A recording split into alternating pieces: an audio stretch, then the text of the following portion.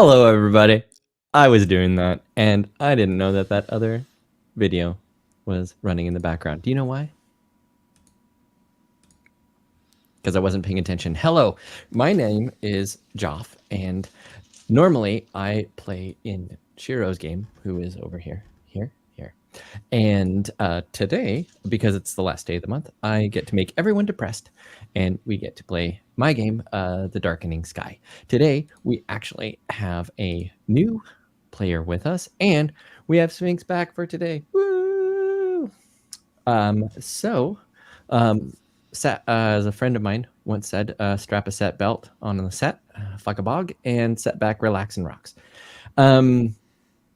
So welcome back to the end of the world. The sky continues to darken, but may hope brighten stay. Just wait, my friend. Just you wait. So we're going to say welcome our players, choose our team, and then refresh our memory about some stuff. And I'll just go around maybe this way, and we'll start with... I'm reversed. We'll start with Shiro over here. I am Dakota or Shiro. Tonight I'm going to be playing a little Duragar-looking gnome druid who definitely knows what animals look like. Excellent. Monsieur Tony? I call bullshit on that. Specifically because in my game, he has a familiar that looks like some form of wretched-looking possum / armadillo. You told me about the armadillo. That wasn't even me. I love trying to push the blame. It's okay. Hi, guys. My name is Tony or Dragons. I play in this beautiful guy over here on the end. His game, The Darkening Sky. It's beautiful. I love it. I'll be playing Poppy, your really old, really crotchety, really smart, and really dumb artificer. Take it away.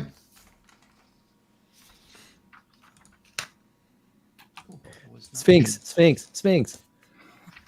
Hello, everyone. I am Sphinx Akasha, the champion of bards, and today I will be playing everyone's favorite Void Genasi, Shafak Vikal, who is a Twilight cleric and now also Star Druid. Oh. My favorite druid subclass. I love it. And let's welcome Amador. He is new. Hi, I'm new. That's me. I'm Amador. I do things around here. I'm in a couple of these guys' games. Also, he doesn't know what plants are too. Let's not forget Shiro does not know what plants are in that game. Also true. Listen, very true. It's hard, okay? It's not my fault y'all got fucked up by some plants and then by a fucking merit while I was chilling. I was on 2 health. But today I'm not that character. Today I am a monk warforged that goes by the name of Woo. And Emily. Hi, I'm Gerda. I'm a swamp rat druid. I've traveled here after eating many psychedelics, eating some tomes in a library, and then scuttling down into the caverns in the Underdark. And I have traveled here to lift myself up mentally and build some synapses. Oh, yes. We are going to get to that. And Mr. Christopher V.S. Hello, everyone. I'm Chris. Tonight I am playing Reggie, who's an Aarakocra who looks like this. That's him. Oh, hi, Reggie. Greetings, Reggie. I enjoy Reggie. He's an archer. Yes. Okay. Let's get into it because I have a spiel. And as fast as I can get through the spiel, then we can get into the game, where it's just me spieling the rest of the time. 3 hours of spiel, the end.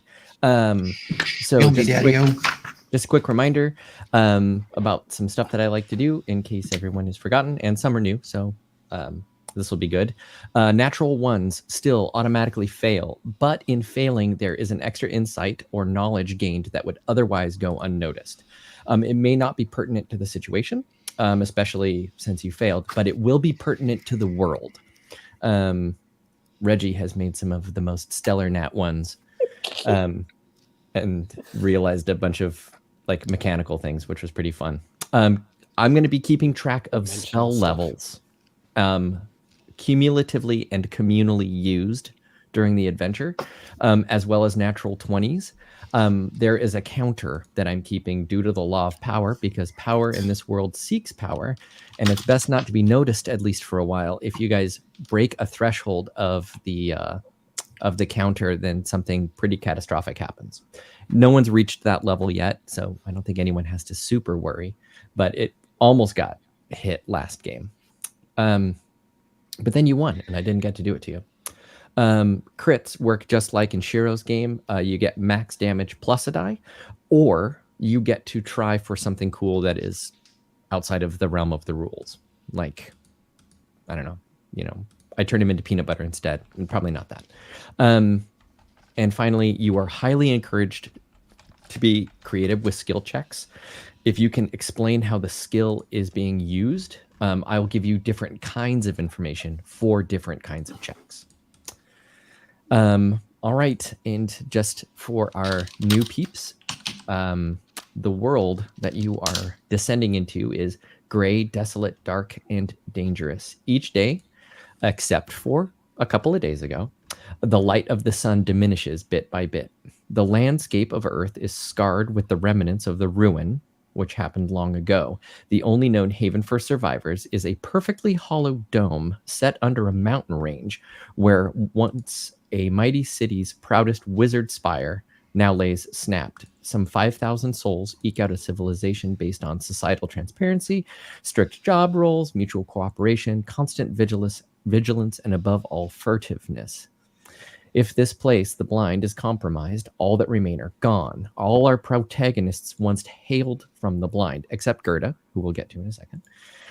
But unlike the scavenger teams they sought to join, they now have a new job, one that will hopefully move this age from the darkening sky to one of hope. And here's what's happened, guys. Everybody else can go get a drink.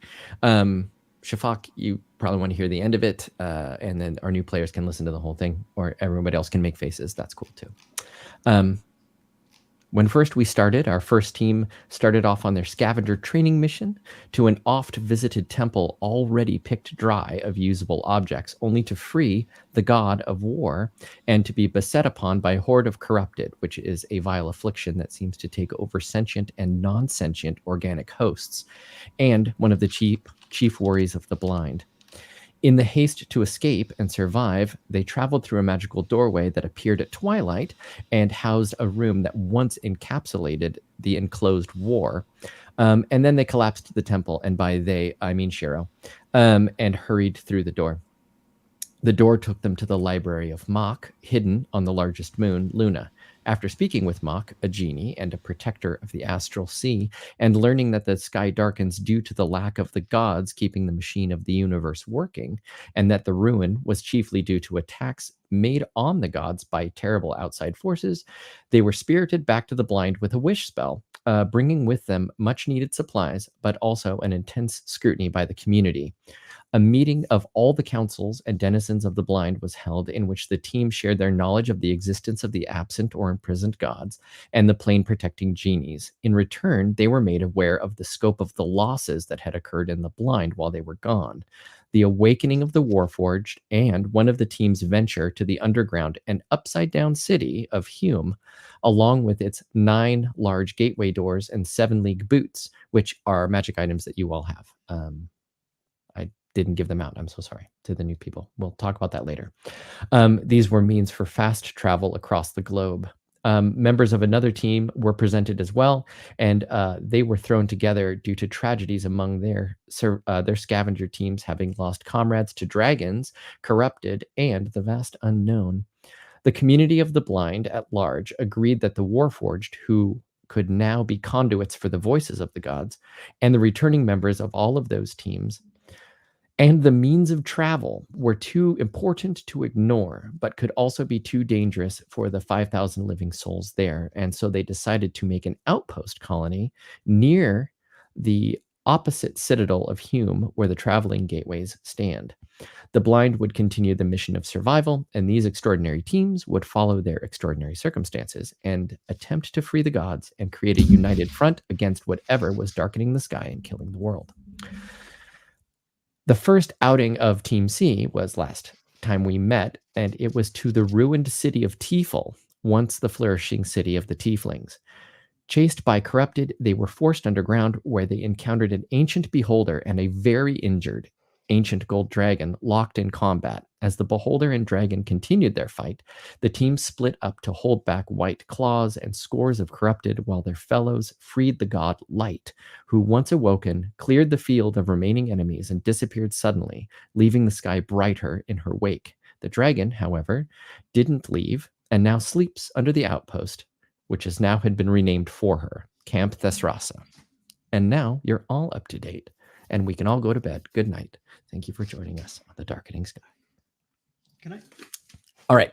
So now we get to one of my favorite parts, which is housekeeping and world building. I only have two things on my agenda. One is for Gerda and one is for Wu. This is a good time also, after I do these two things, if anybody has anything to say about what they have been up to, if they want to, for the past week or so, we can do that. But first, let's go to Gerda. So Gerda, from your perspective, you have just begun your hallucinogenic vision quest in Lochnim, back in Shiro's world. Okay. But now you find yourself here in this outpost, in this post-apocalyptic world. You have full knowledge of what a person living in the blind would know. Nothing here seems strange to you, but not an experience of it. So things in this world might still surprise you, but you're not like, oh, I'm in a place that's foreign. You're like, oh no, I'm in the outpost next to the blind. This makes sense. You also still have a full memory of what is occurring in Aristhea. Aristhea, is that right? Aristhea, which is Shiro's world. So you know both places right now in your brain. Is this where I'm flopping around as an alligator? Yes. Okay, copy. This will be very funny. I didn't remember that you were in that form. So you do remember both places, including the Unveiled campaign. So here's a couple questions for you. Are you ready? Alligator notwithstanding, is this a new experience for Gerda, or has something like this happened before? Has Gerda gone on a psychedelic journey before? Has Gerda gone on a psychedelic journey before, been in a completely different world and been like, yes, I am now in a different world, but it is a world I know? Yes. Great. Okay, confirmed. Gerda travels through dimensions when she gets completely toasted. We got some badass shrooms in Aristhea. Hell yeah. Apparently. So how does Gerda normally react to suddenly finding herself in a new world? She's cool as a crocodile. Wah, wah. Okay, does it feel real to Gerda, or Yes. does it feel like a Yes. dream, or is it like, oh, it's just you? I mean, some dreams feel real, don't they? So yes, it feels very real. Have you ever had those dreams where you know that you're dreaming, but then overlaid is your room and you're still half awake? And Like that's you what it's can like for her. shift between them. Yes. Okay. So she's flopping around. You know, if someone gets too close, she goes back to reality and flicks her tail, and then she focuses on the darkening sky. So as Gerda becomes aware in this space, in the darkening sky, all I'm going to give you is this, and you can, as you go, react however you want. These people know you. You've never been here, but you are expected. Everybody else, you can also do with that as you want. Gerda is absolutely brand new in your experience, and yet this is fine that she's here. If you think back to ideas or like times with her as a child, or like, because there's only a community of 5,000 people, right? Everybody knows pretty much everybody, at least a little bit. Those don't exist. But she is here, and it is not strange. So Which I is just in want to itself strange. Yeah. Yes, I just want to give that to you guys. Now we have to talk about Woo really quick. Okay, so Woo, months back, you, as War's assigned Warforged, were the first to realize that the god had been freed. This is months ago. We're retconning this part right now. What was Woo's reaction to the sudden remembrance of his or theirs core programming? What Wu felt in the time, I would imagine he would probably be, I'm gonna say, like, he was probably an honest farmer tilling, and when he got that sudden awakening and everything kind of rushed in, he dropped his farming equipment, and it was almost like if robots could cry, he could do it at that very moment. His sense of purpose was brought back all at once, like if you just poured a giant gallon of water over someone's head and not telling them whatsoever. It just came back whoop, all at once. And without even missing a step or missing the tempo, he walks towards a place that was secluded and remains in a prayer-like position, walking pretty much endlessly while he's, I guess you can say, communing or kind of trying to focus more on his memories and trying to gather up what he needs to know for his core programming. That's going to come in handy in a little bit. Is there anything? So I'm going to let you have a little bit of world building here. Is there anything that Wu and the other Warforged have set up or do at the camp as a group, or do they act separately from one another?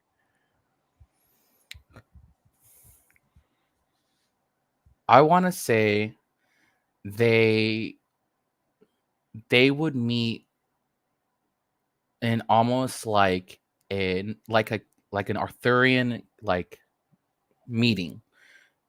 One, like, even if they have to grab like 8 tables, but the point is that they all gather in together as a combine. If Warforged is awakened, they know where to go and they meet in unison. And I would imagine that it's kind of like a stock market. Like, as soon as all the gods meet, they start kind of talking over each other and coming up and devising a plan, or even playing catch up or something, you know. It's just kind of chaos because I guess, like you said, everyone just awoke at once. Everyone gained consciousness at the same time. And this is something that still happens at the camp. So you guys kind of meet and then have like this fast, rapid discussion and exchange of ideas every so often too. Mm-hmm. Okay, I would think except so. for what he just watches. Okay, so in the times of the ruin, where everything went to shit, it's been hinted that the gods did not really work together, or didn't work together well. Do the Warforged just mirror this in their conclave, or do they have a different kind of community because they've been working in the blind for so long with the survivors, with focus on the common goal of surviving? Do they separate like the gods once did, or do they come together like the community did in the blind? I'm going to say it's like water and oil. Some of them kind of conform to the idea of surviving the shithole that they are put in.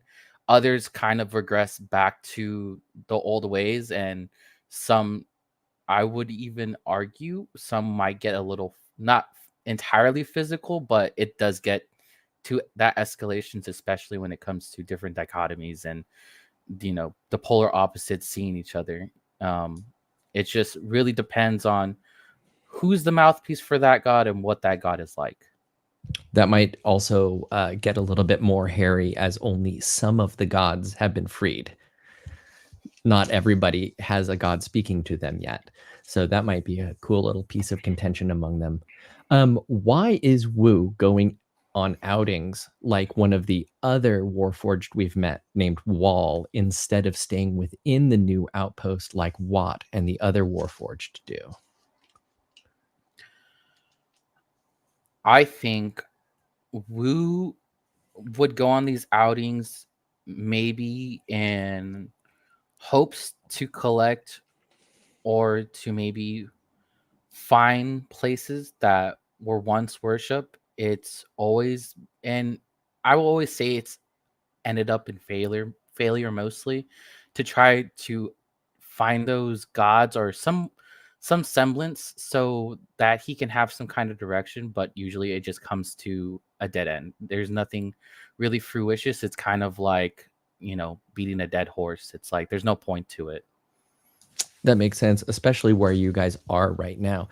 But there's been probably a month or so where the traveling doors have been open. So there have been clandestine missions in and out of those. So maybe that's what you've been doing during this time.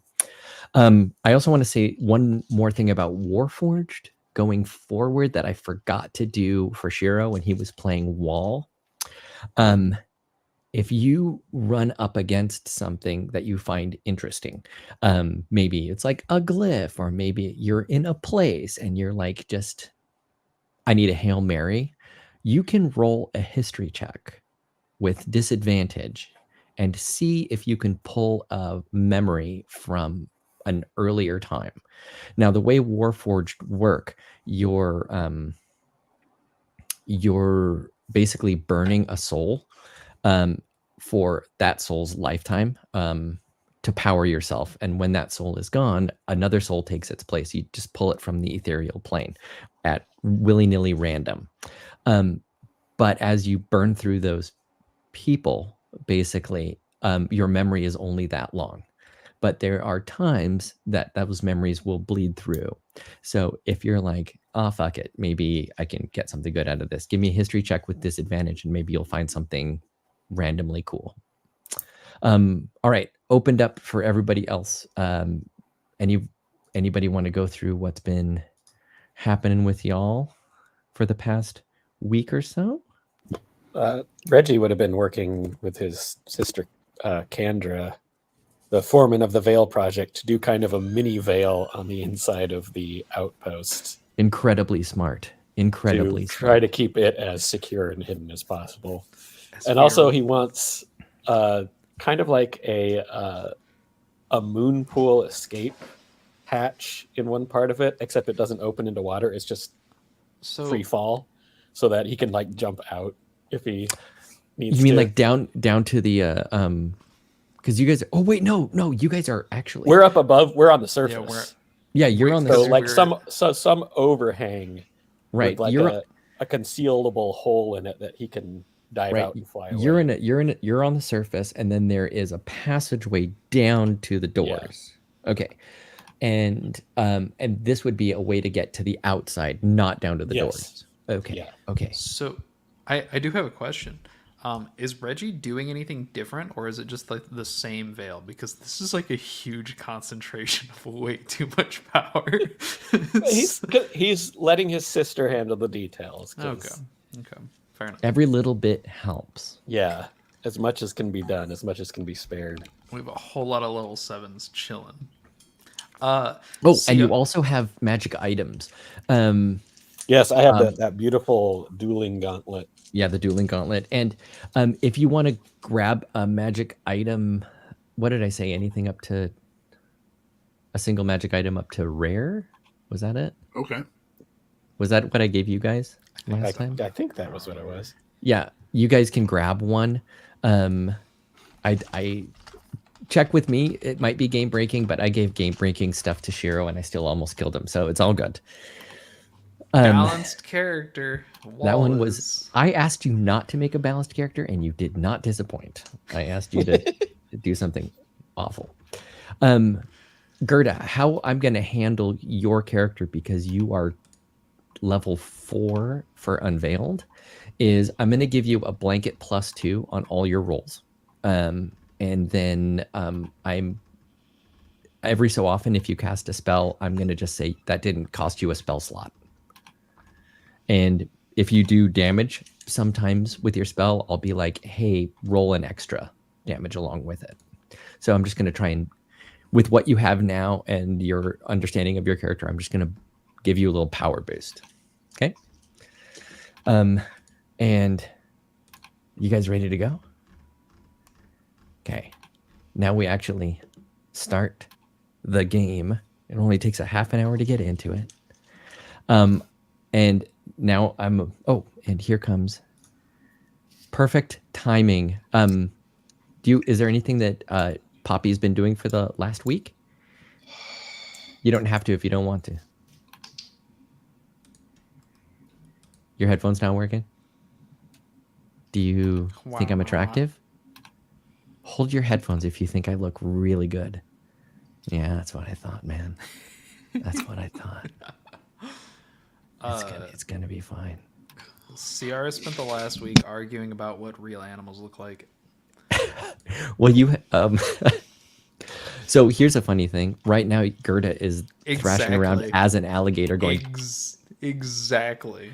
So the reason that's why... not actually what that looks like. Yeah. The reason why Ciara doesn't know what animals look like is there aren't a lot of animals left. And so they only have bones and pictures every so often. Yeah, wait until my druid character only turns into like insects and bats. Because they're there. Those are around.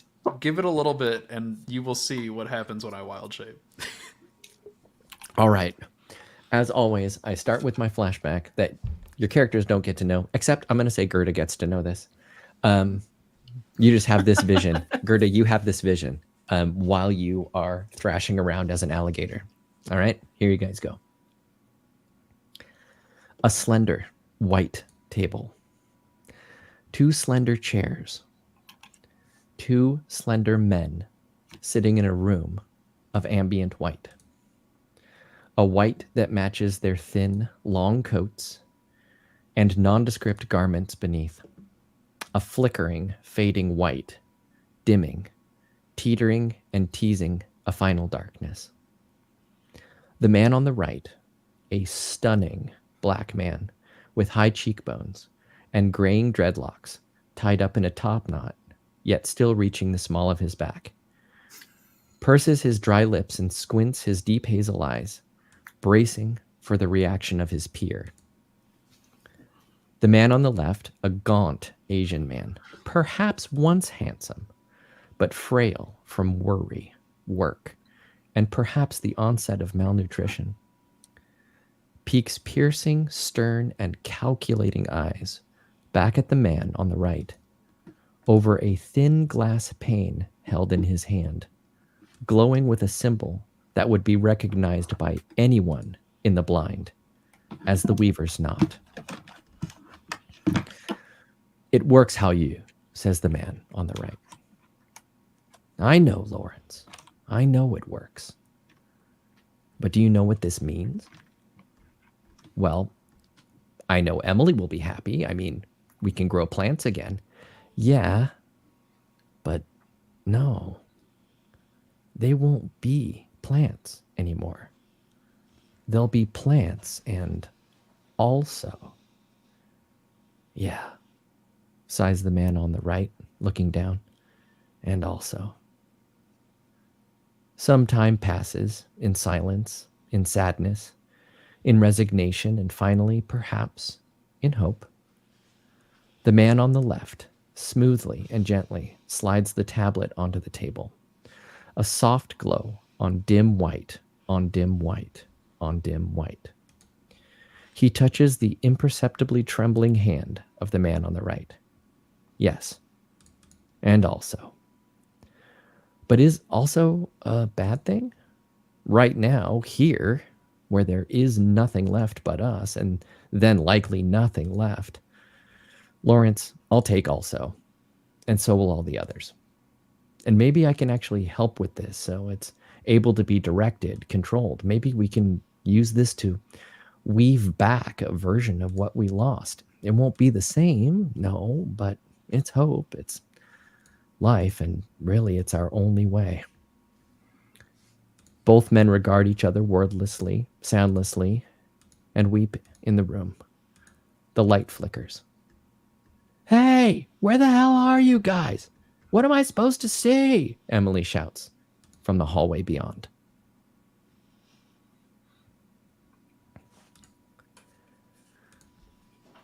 All right, everybody. Every denizen of Camp Thesrasa is home and safe, including the camp's slumbering namesake. It's been 5 days since the last team tumbled back through the inverted gate to Tifel. 4 days since a lone Kenku returned to the camp with a tarnished sundial. A week since light was counted among the other free gods, war and city. For a full day, the sun shone brighter than in any memory of any living member of the Blind or its outpost. And then the very world awoke with terrors. The obsidian forest near the temple where our adventure began erupted with black oil, wandering corrupted and immense white claws, shattering everything in their path. The skies filled with cumulonimbus murmurations of eyeless bats screeching through lamprey maws. The lake beneath, uncomfortably close to the travel gates in the inverted citadel of Hume and to the Blind itself, seemed to roil with unseen activity and motion. Hume itself had to be abandoned by the delvers of the Blind for a number of days, all pathways barred, as countless legs and innumerable eyes of blankets of what may have generously been described as spiders blanketed its streets, inverted as the city, clinging to the cavern ceiling. But the sun dimmed once more, and by now, things were back to how you've all expected them to be. Though you know now that as more gods are freed and their presence is known, there is something searching for them. It feels for all the world that there is no time to rest, and all the members of this new role in this new community are bent to do what they can to find the gods and unite them to the cause of beating back to what the Warforged have called the enemy. They scout through traveling gates and search for any clue as to where more gods or allies could be. And that's where we are right now. Hustle and bustle, communication or yelling of the Warforged as they disagree. A council of sorts. A sleeping dragon under a thin veil, possibly barely protecting you from the bats just in time, and a thrashing alligator flopping around where I'm going to say right in the middle of the camp. And everybody goes, oh yeah, that's Gerda. That's fine. She's doing her thing. And here you are.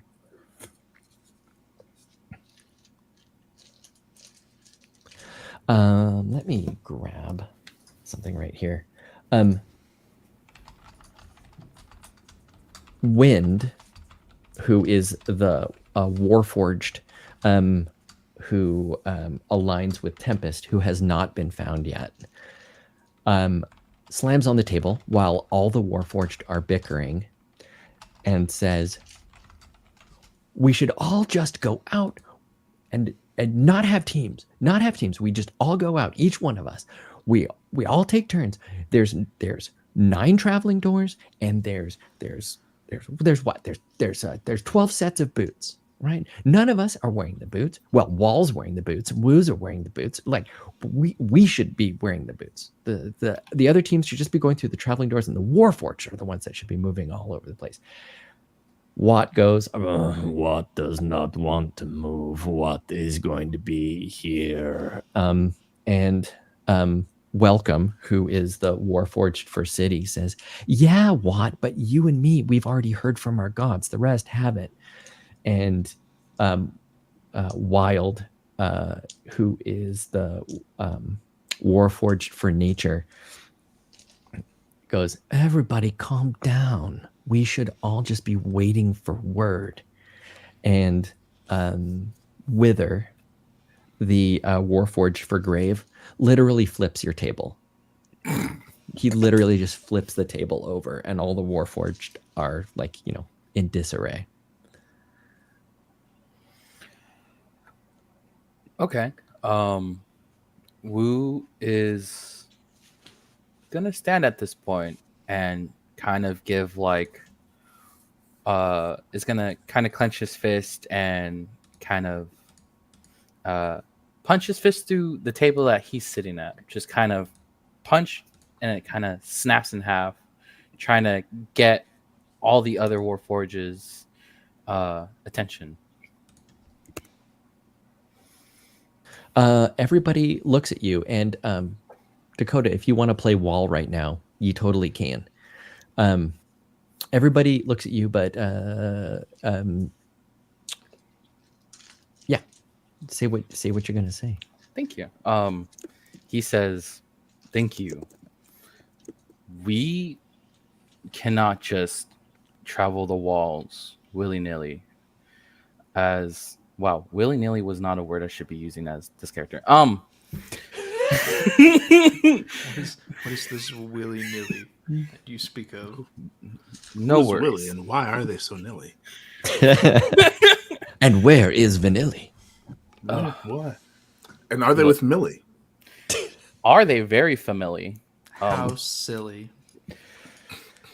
Good night, folks. Yeah. In all seriousness, though, Wu's gonna speak up and says, "Look, I understand your grievances and your want to help.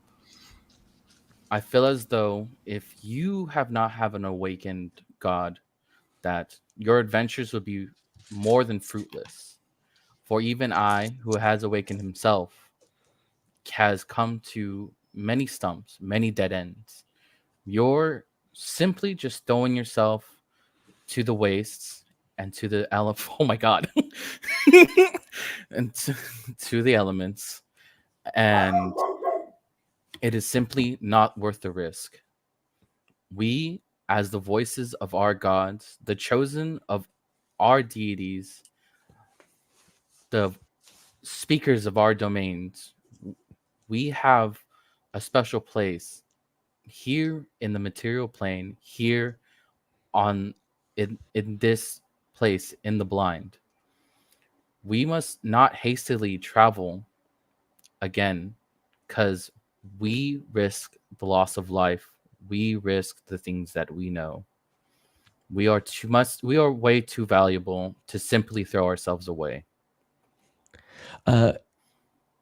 Is like Arsha Falk and Sierra and Reggie, are they busying themselves while this is happening? Because remember the way that you guys designed the outpost, it's pretty much an open air thing with barracks, right? It's one big place. There isn't like a whole lot of privacy there. There's rooms where you'd rest, but everything else is open. So this whole thing's happening out in front of everyone.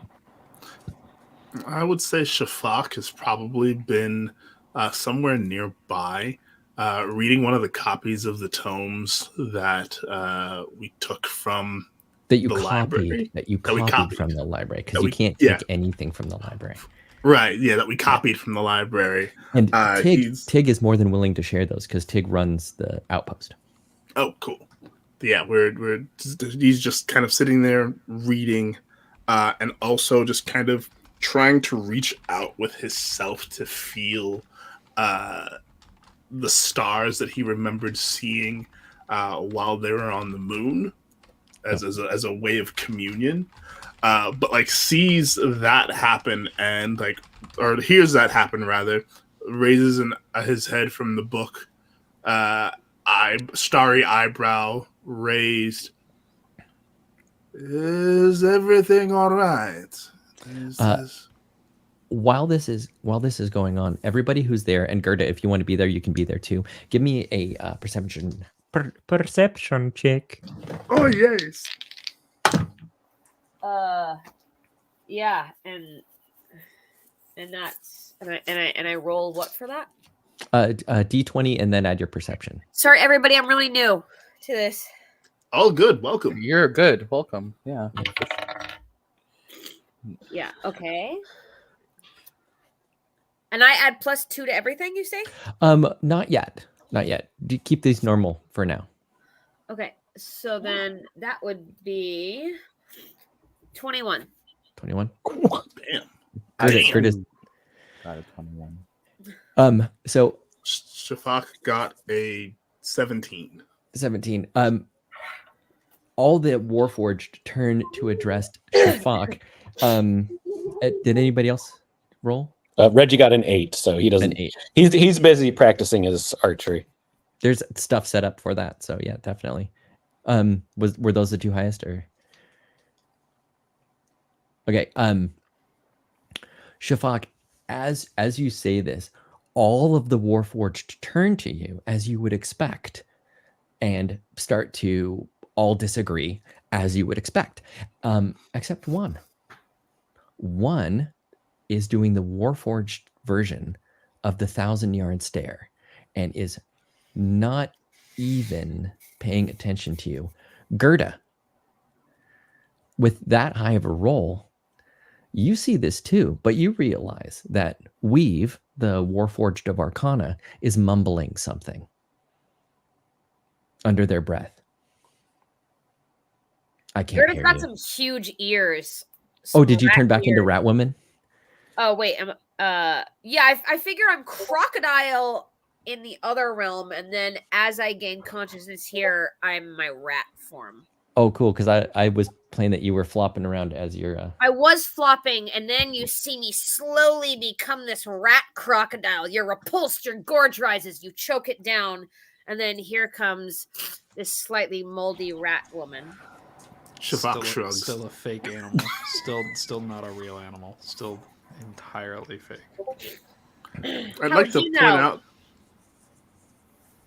You go. What? I want to point out to Joff mainly. The magic item I took was the robe of eyes. So wondering if I see anything more through the robe of eyes. Shafak is probably wearing the robe. I don't know what it does. The robe grants me the ability to see what is invisible and see into the ethereal plane. Oh, like true sight. So you've seen into the ethereal plane before. The ethereal plane in this particular world is kind of desolate. It's just basically wandering people. Wow, what would happen in this instance? This is nice. It also allows me to see in all directions at the same time, if that also helps. That would be very confusing. You see some stuff behind you, but that is not important right now. It's not important. Okay.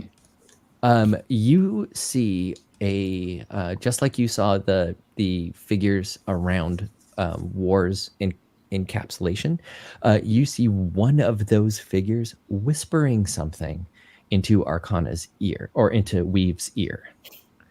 Gerda, what languages do you know? I don't think you know this one. I know.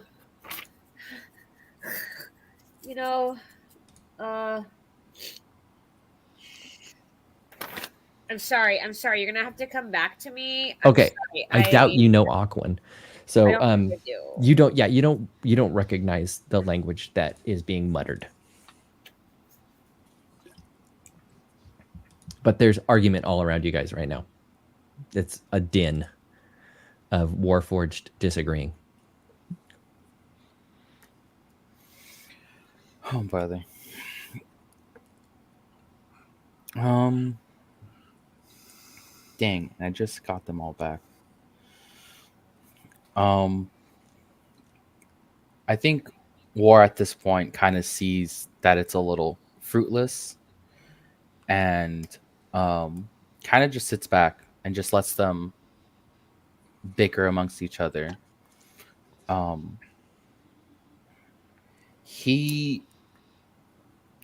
Okay, out of character. Yeah. The three that have been awakened is City, Light, Mhm. and then War. and myself. Yes. Okay.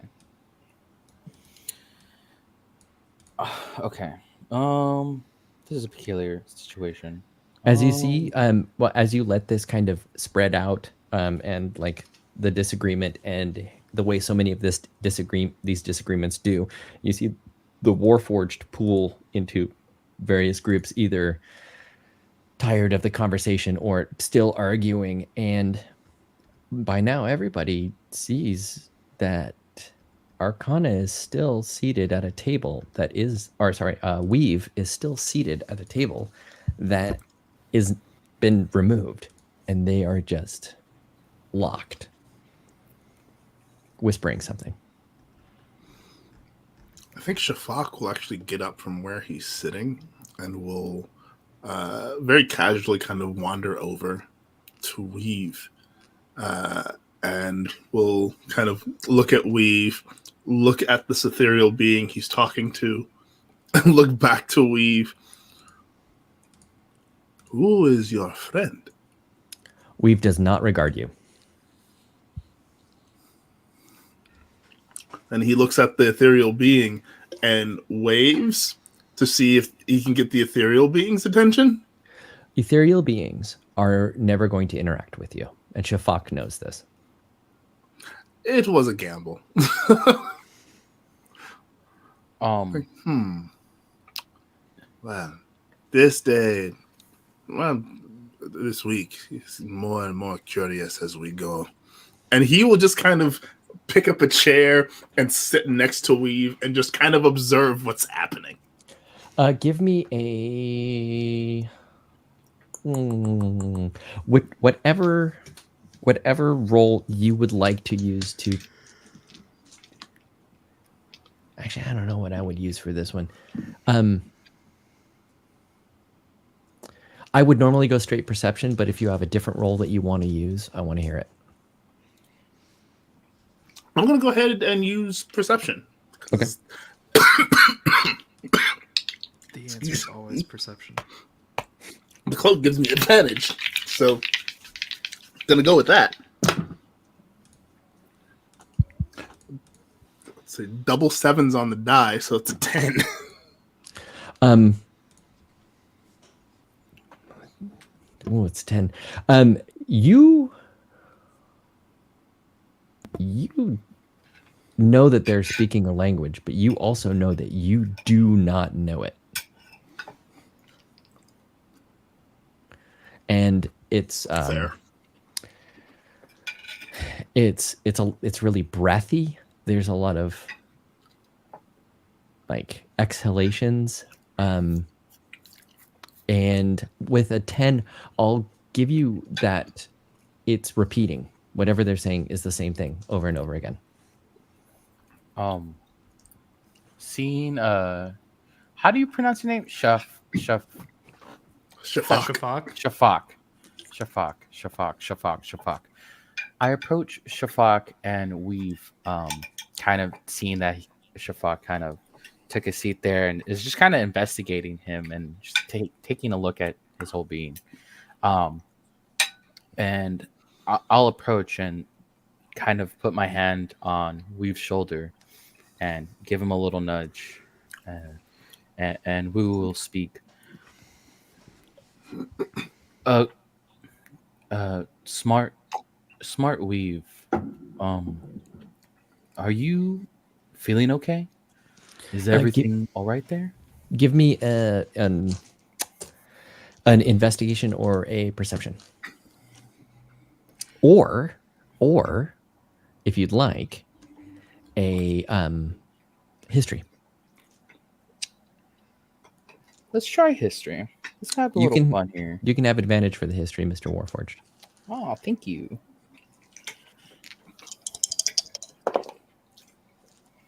That is going to be a 18. It is clear to you that Weave is speaking a language that you probably don't speak. And you know exactly what it is, especially since it's repeating. Weave is speaking in ancient Aquan, and he's telling a poem. It's a poem of four stanzas of 4 words, and you know exactly what this is because you're a Warforged. This is a code. This is how people sent codes in wartime. And Weave is repeating a poem. There is only one person in the blind who can speak ancient Aquan, and he is your turtle that gives you your food and runs the outpost. And their Yay. name is Tig Tig. the giant turtle.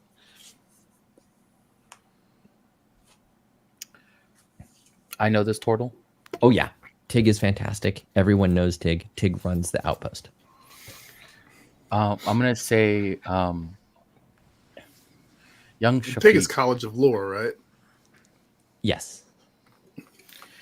Who's gonna speak to Shafiq and say, "Do you mind fetching our great friend Tig, please?"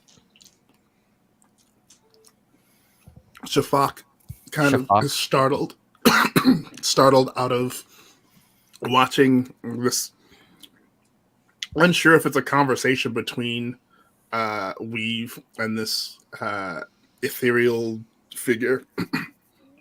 And yes, do you think Tig knows something about whatever it is Weave seems to be saying? I have, I know what Weave is saying. For I don't speak the tongue, but I'm sure our great friend will. He can tell us a little bit more about this code that he's speaking to us. I'm not certain that he is speaking to us so much as the ethereal being in front of him. But I will go and fetch Tig. Thank you, Shafiq. Tig is standing next to Ciara and calmly explaining to Ciara that turtles once looked like Tig does. Turtles had a large shell like this. Tig's like, with the spikes. I'm a turtle, and we are like turtles. Turtles were like us. So Right. I don't think that they. with I the don't think they spikes had- and the head out the rear, the two My heads. head, I assure you, does not go out the. There's no 2 heads. It's a single head. You're right about the razor sharp jaw. The beak is quite. All 362 of them. Shafak, help! What is going on here? It's just to help me. What do you give me something to do, Shafak? What's happening? Our Warforged friend Wu would like your, and I would like your assistance. Honestly, Thank every it god, would thank seem every that god. Weave seems to be speaking in some language to an ethereal being. Two And I do not. what? I do not know the language that he is speaking, but Wu seems to have some understanding and thinks that you might be able to translate, perhaps. He believes okay. you might know the language. I'd love to try. And Tig, But what about the? we'll get to it some other time. Another time, Tig, Ciara. Tig walks past as Gerda is doing what Gerda does, and goes, Gerda, can you please? You're a druid. Can you go please talk some sense into CR? Just any kind of sense while I go do this. And Tig lumbers over to Wu. And as Shafak passes near Gerda, I am new to this whole druid thing, so you would have a much better time at it than I would, I think. And continues. Quick question: what's our floor like? Is it dirt? Are we It's outside? probably you're in kind of a covered camp, carved out of a mountain. I would assume it's probably dirt and or rock. Okay. I imagine stone. Yeah. Then Gerda does not vomit on the floor. She pukes demurely into an internal pocket of her cloak and traipses over to Ciara and calms them down with a soothing rat trill. My God. This is fantastic. I love Yeah. Gerda. So Gerda's calm, so fantastic. I feel oddly He calm. pukes like a lady. Tig walks over and leans in close. Obviously can't perceive anything in the ethereal plane. Just a quick note for Shafak, because Shafak would know this. You probably don't wear that cloak all the time because that which you can see you.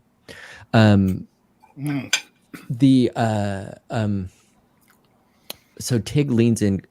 Tig's quite large, so Tig has to lean in close because Weave is one of the smaller Warforged. And Tig's eyes go wide, and Tig says, "It's Aquan. It's Aquan. It's a poem. Hold on. So like one of the poems we saw in that temple that time. Yeah, it's one of these." And Tig points to their shell where the poems are etched. All right. And so Be spikes. yeah, Tig ignores that and listens closely. And as Tig listens, they're making the sounds too.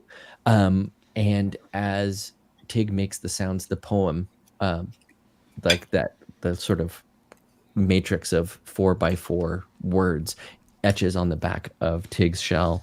And Tig has explained to you that when you guys visited Mock, he was granted a boon from Mock in order to kind of have a form of limited psychometry when it comes to the written word.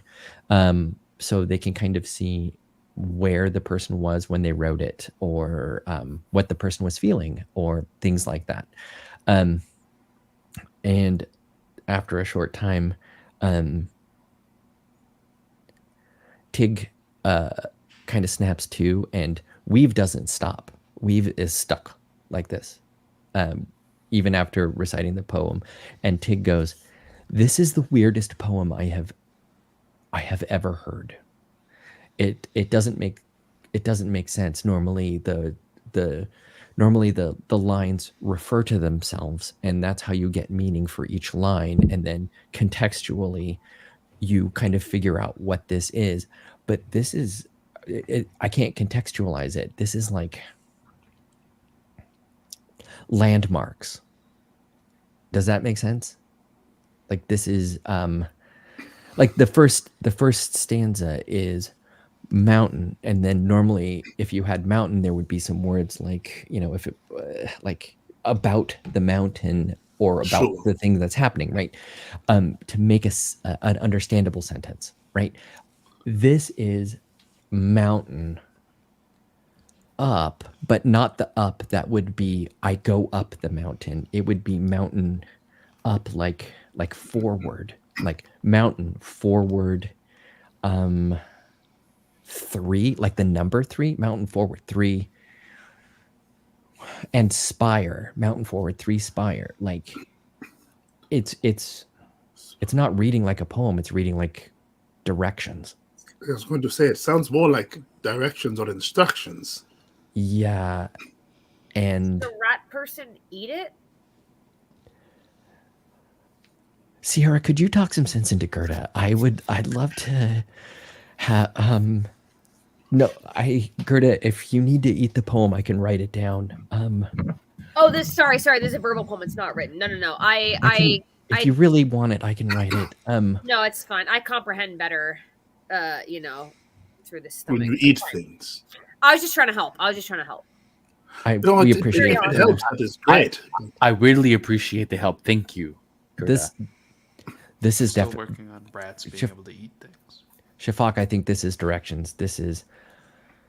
I think you're right. It is. I think the up is past. So okay, hold on. Past the mountain. And Tig's eyes kind of glaze over as they use this kind of psychometry, and they come back from it and they say, "I can't. Nobody wrote this. Nobody wrote this, so I can't see anything. This wasn't written down." Oh, So, okay. At this point, Reggie comes wandering over. I say, is someone speaking a foreign language? I could cast comprehend languages. Reggie, it's like the poems from before. You're gonna get Oh, the the ones in the temple. yeah. Yes. You'll get the specific words, but maybe not the meaning. Yes, that wasn't terribly helpful, was it? All right. no. I think If Well, if carry these on. are if these are Bye. Tally ho!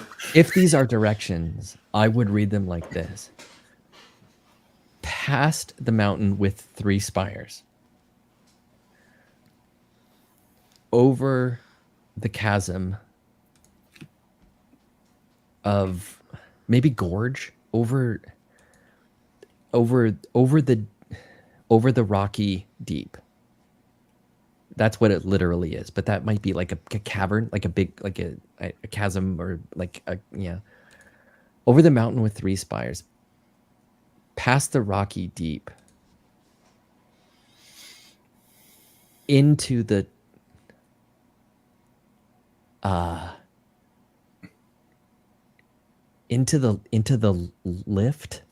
lift of ice. To the lift of ice. Into the lift of ice. What could that be? Into the lift of ice, frozen in north.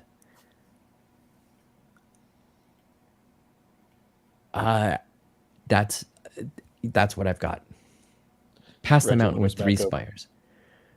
I say, does anyone want to look through any of the portals and see if anything looks like what this might be describing?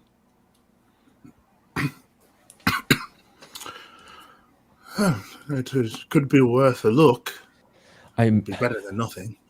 I mean, it is. I mean, it's the first lead we've had in a while, and it is Weave who's here doing this. It is code. This is how they used to contact. Look, Reggie, Shafak, Wu, just take Syra and Gerda and anyone you find who's not doing anything, but please take Syra and Gerda and go check this out. Give them boots if they're not wearing them, okay?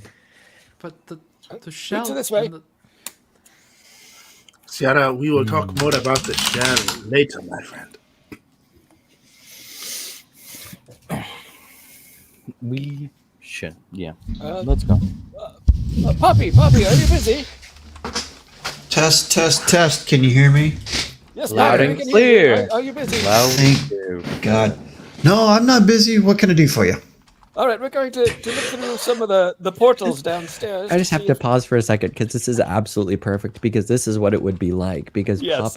Poppy is probably tinkering with something that's probably about to explode. Let's be honest. And as they're doing this gaggle of people come by. This is awesome. You guys discuss this. I'm gonna go get a drink, and you guys do some role playing, and I'll be right back. Is Wu with you guys? Yes. Yes. Okay. Hello. So he'll be sitting there bent over his little bench and workshop, and you see him just kind of hammering away at something. And he turns up and he looks at all of you. Where? Hello there, Reggie. Where are we headed? We're going to look through all the portals downstairs to see if any of them match a poem that apparently Weave, the Warforged, has been saying over and over again in Aquin, according to Tig. Just Okay. see if we get any leads about another one of these missing gods. Yes, indeed. It seems to read like directions and less than a poem, but This is a good lead. I mean, I do like a good adventure. Hold on a second. I've never seen you before there, big fella. What's your name? You can call me Woo. Yes, Excellent. I have something for you. Can you try something out for me? I'm startled, but sure. He walks over and hands you a pair of boots. And these are going to be boots of the winding path. These aren't going to explode, are they, Puppy? They are not supposed to explode, but they might. So you might want to be careful and test them out here before we leave, because if you do it somewhere else, it might explode and it might be bad. You should test them here. If they're going to explode, let's not test them here. I was just thinking the same thing. In fact, Last we have some 7 league boots for Wu. Yes. Oh, okay. Well, I'll just put these back in my pack. All right, they might be useful when we get to where we're going. Potentially. Indeed. I agree. Let's kind of Especially if they explode. Exploding is not my forte. And I'll Not exploding hand a for pair us, of but boots exploding to- for I'll hand a pair of No. boots to Others. Gerda and say, Gerda, You all explode? No. these just kidding. boots will allow you to step to any place you can see.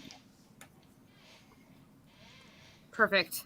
Good. Interesting. Those are the exact boots I was actually looking for. So this is perfect. All right. to quote a very old poem I read once, they are made for walking. Oh, That's just what they'll do. damn it. Indeed. Get out. One of these days, anyway. One of these days, these boots are going to walk completely over the world. Indeed. All right. Unless So you're a head down. corpse, then it's you. We shall. Lead the way. So we have not actually described this part.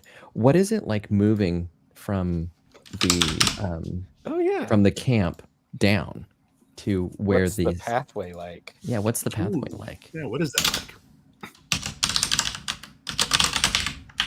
The teleportation doors are underground, and we're above the surface, so there has to be some sort of tube or something to get to them. Is it like a lift, or is it No, stairs? I imagine it would be something that could be walked without any mechanical or magical assistance. But that could be easily sealed off.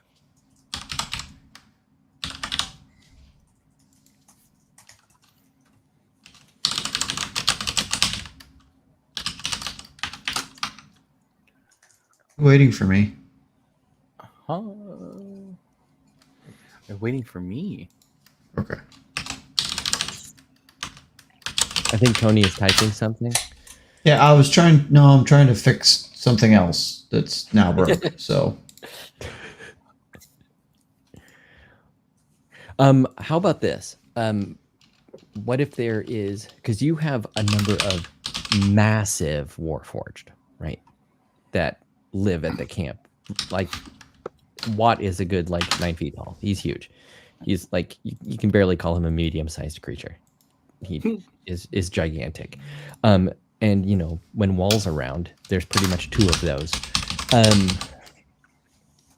So what if there is a main kind of thing in the tube that you can just get on, and the Warforged that live there will just lower you down.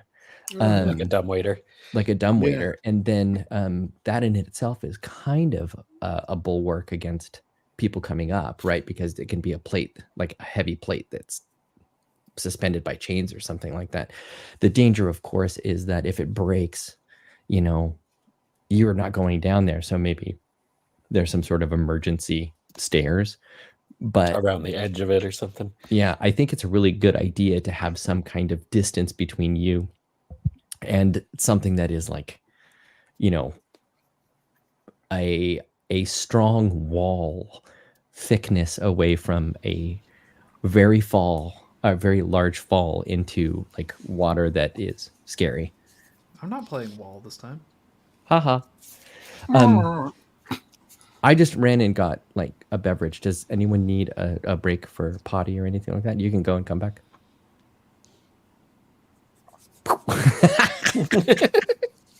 To be fair, I think that was technical issues, but Well, Gerda ran, and Poppy's back. Yeah, Yeah. I'm back. I love it. welcome back.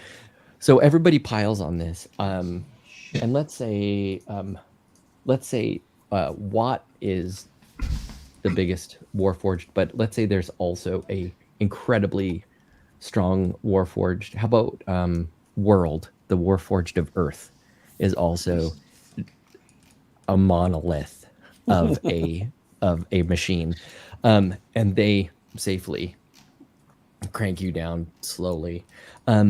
Here's a question: the traveling doors are technically on the ceiling, right? Because the building has been inverted. Does this plate lower you to walking level, or is there something else where it lowers you down and you climb up to the traveling doors? Because again, remember, this building used to be upright, but the whole mountain range was flipped over. So the traveling doors The door, are yeah, the doors are on the attached to the ceiling of a large domed building that once had a spire that went up but is now gone.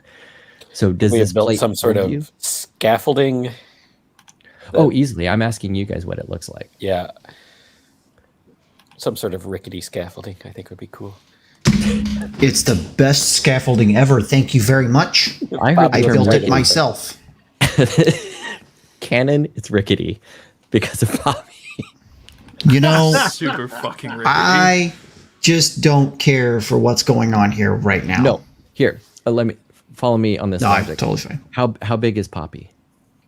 Oh, like, not big at all. He's a halfling. Right. So it is built for Poppy, and it's perfectly constructed for Poppy. And it's incredibly strong for a halfling. And everybody else, they're kind of like, okay, well, it's short. good for now. It'll hold. Stop. Just stop it. It definitely will hold. It's fine. So It's fine. So The clock you- has Featherfall ready in case it doesn't. Excellent. So I'm gonna say when you get off of this like plate, because there's the scaffolding to the doors, the plate goes back up and it seals up the cavern, like closes you in. So like what Chris was saying about how there has to be some kind of security,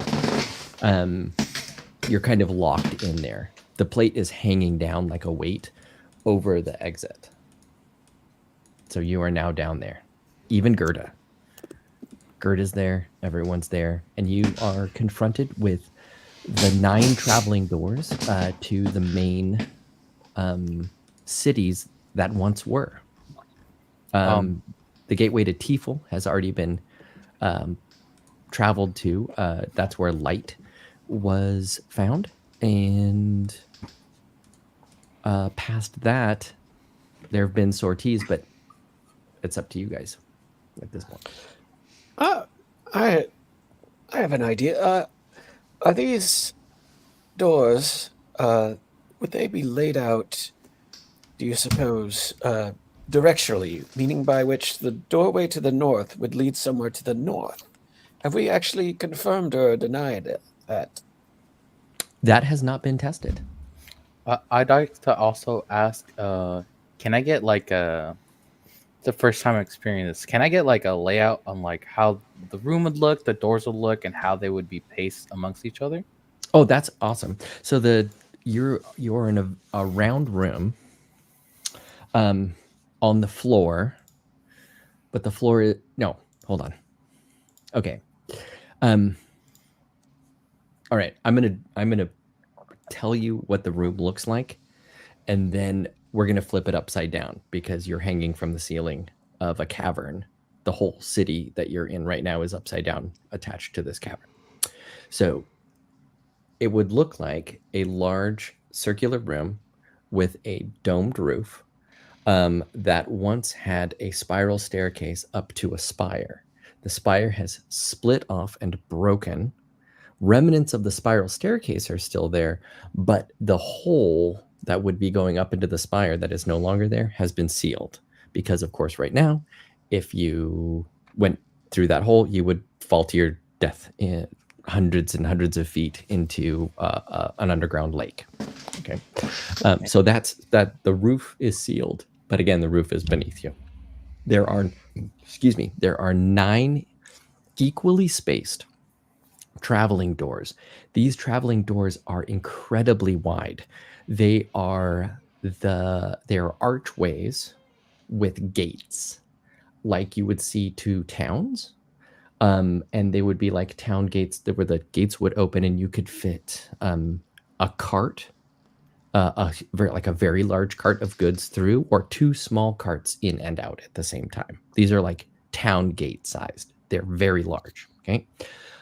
They actually have gates to them that you can close and open. When they are closed, they appear as just doors. The minute you open the doors, you see a different part of the world and you can step through it. Okay. When you, so now that we've got a lay of the land, if we take it and invert it because you're upside down, you're walking on scaffoldings up to these doors.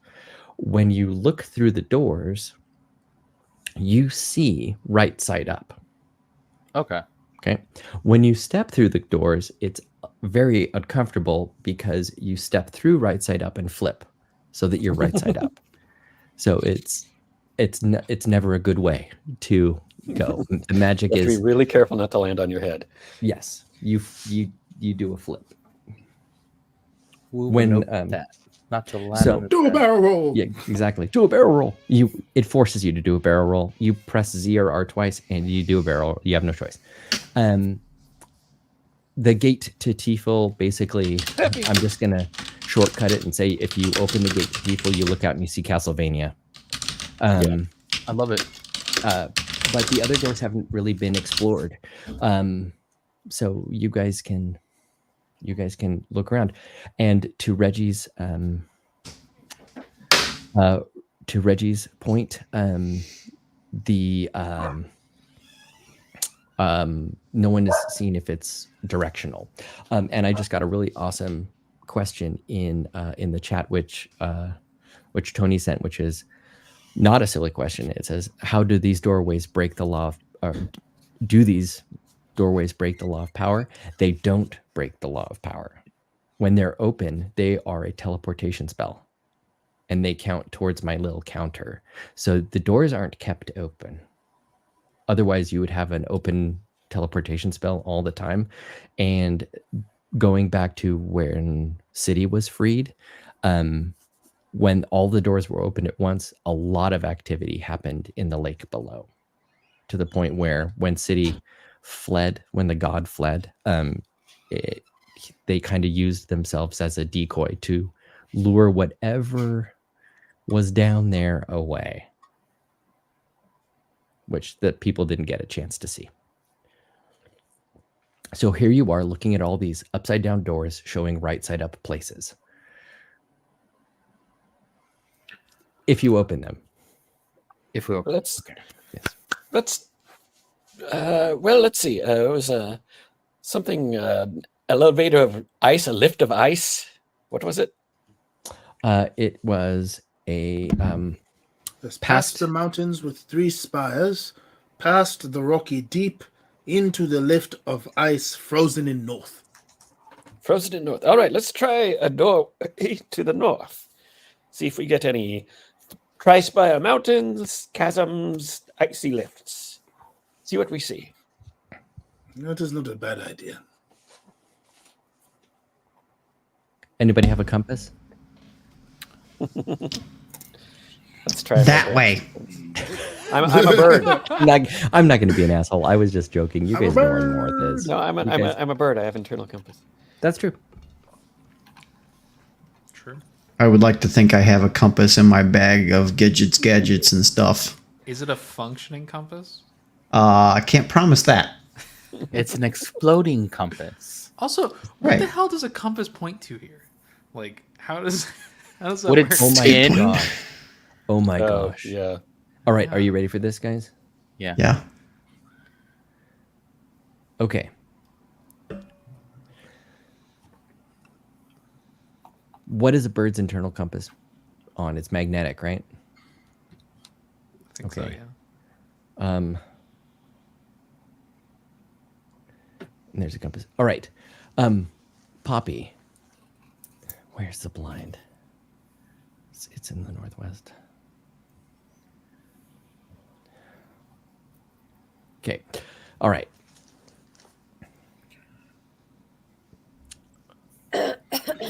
Sorry, I have to.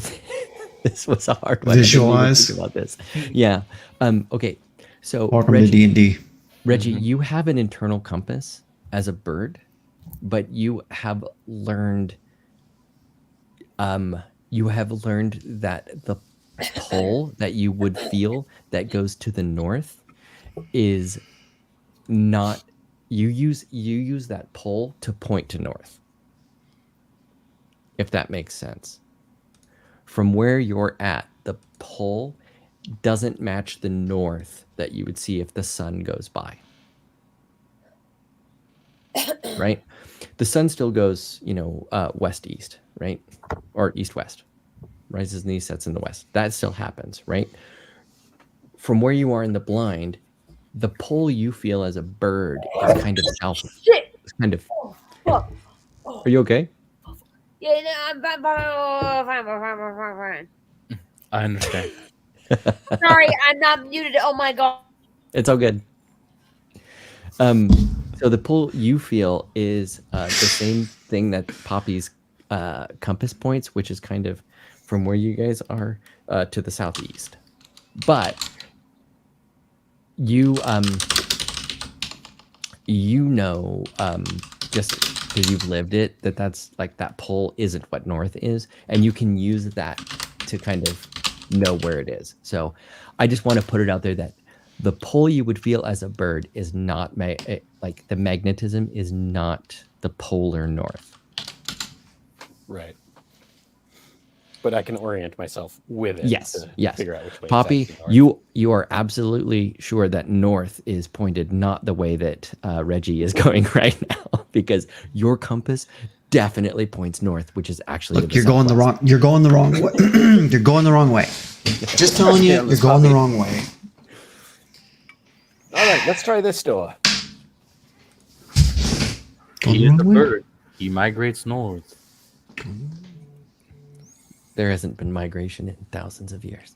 Yeah, looks visibly dejected right now. So you open the gates. They creak because they are not on the hinges they should be on. Of course, they're like hanging down instead of, they're gates that are pointed the wrong way. So you open them up. The traveling gate doesn't even shimmer. As you open it, there's just the direction to go, and you see a cold and barren landscape. Okay, and Anyone see any mountains? you want to give me some perception checks so we can roll just a couple of dice? Just a couple. You can do perception checks. Somebody do a performance check if you like. You can do I got investigation. it. I got a It'll be 22 fine. Great. perception. 22 persuasion. Perception. Oh, perception. I was like, Yeah. oh. I mean, yeah, you Ten. know what? We'll say it's persuasion. It's an 18. Persuade the shit out of these rocks. I can't do the persuasion. I'll always use it. I want it to snow. Make it snow. Snow. I can't help you with that one. But I did get a dirty 20 on my perception 20. check. I got a nat 20. Nat 20. Reggie, you feel very dejected because your idea was so good, and you're like, "Ugh, obviously I'm in the wrong spot. The snow's coming down," and woo, immediately. That's like you just come up behind Reggie, and you're like, "There, right there." And Sierra and Shafak, you kind of flank, and you're like, "Yeah, right there." Yeah, there it There's is. definitely a mountain with 3 obvious peaks, 3 obvious spires. It is incredibly cold. And it is in the middle of a snowstorm. And I would also like to point out that at this point in our playing, we're not going to stop, but we're definitely not to get going to get where I wanted to get to, and we are completely off my rails, which is fantastic. So Keep going. this is It is not a TTRPG unless we are off the rails at some point. That's It's right. not simply Boy, walking don't we know it. fired. Who Yes. really needs a train on some rails in a post? Look, I try and make these episodic because we only have them once a month. All right. I see I what you like to did try and finish them.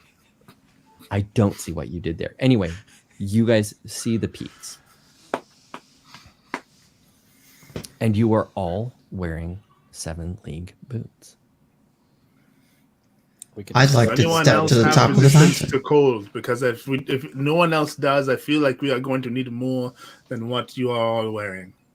As I imagine we're used to it being cold whenever we go out. I can't It has feel. been winter. Like you guys are still in winter. So Yeah, you guys so we have probably our have heavy cloaks. some kind of winter gear. It's up to you whether or not you have something like a tent or an elixir I mean, or a phoenix down. I can fashion something for us. You just got to say the word. It's up to you guys. You're level 7 and you're looking at a Tri-Spire mountain.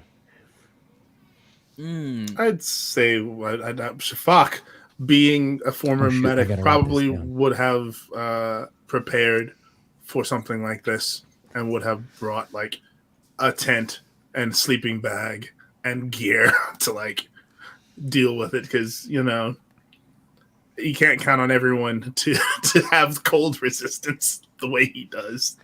Oh, that's right, because you're a Void Genasi. Okay, well, here you are.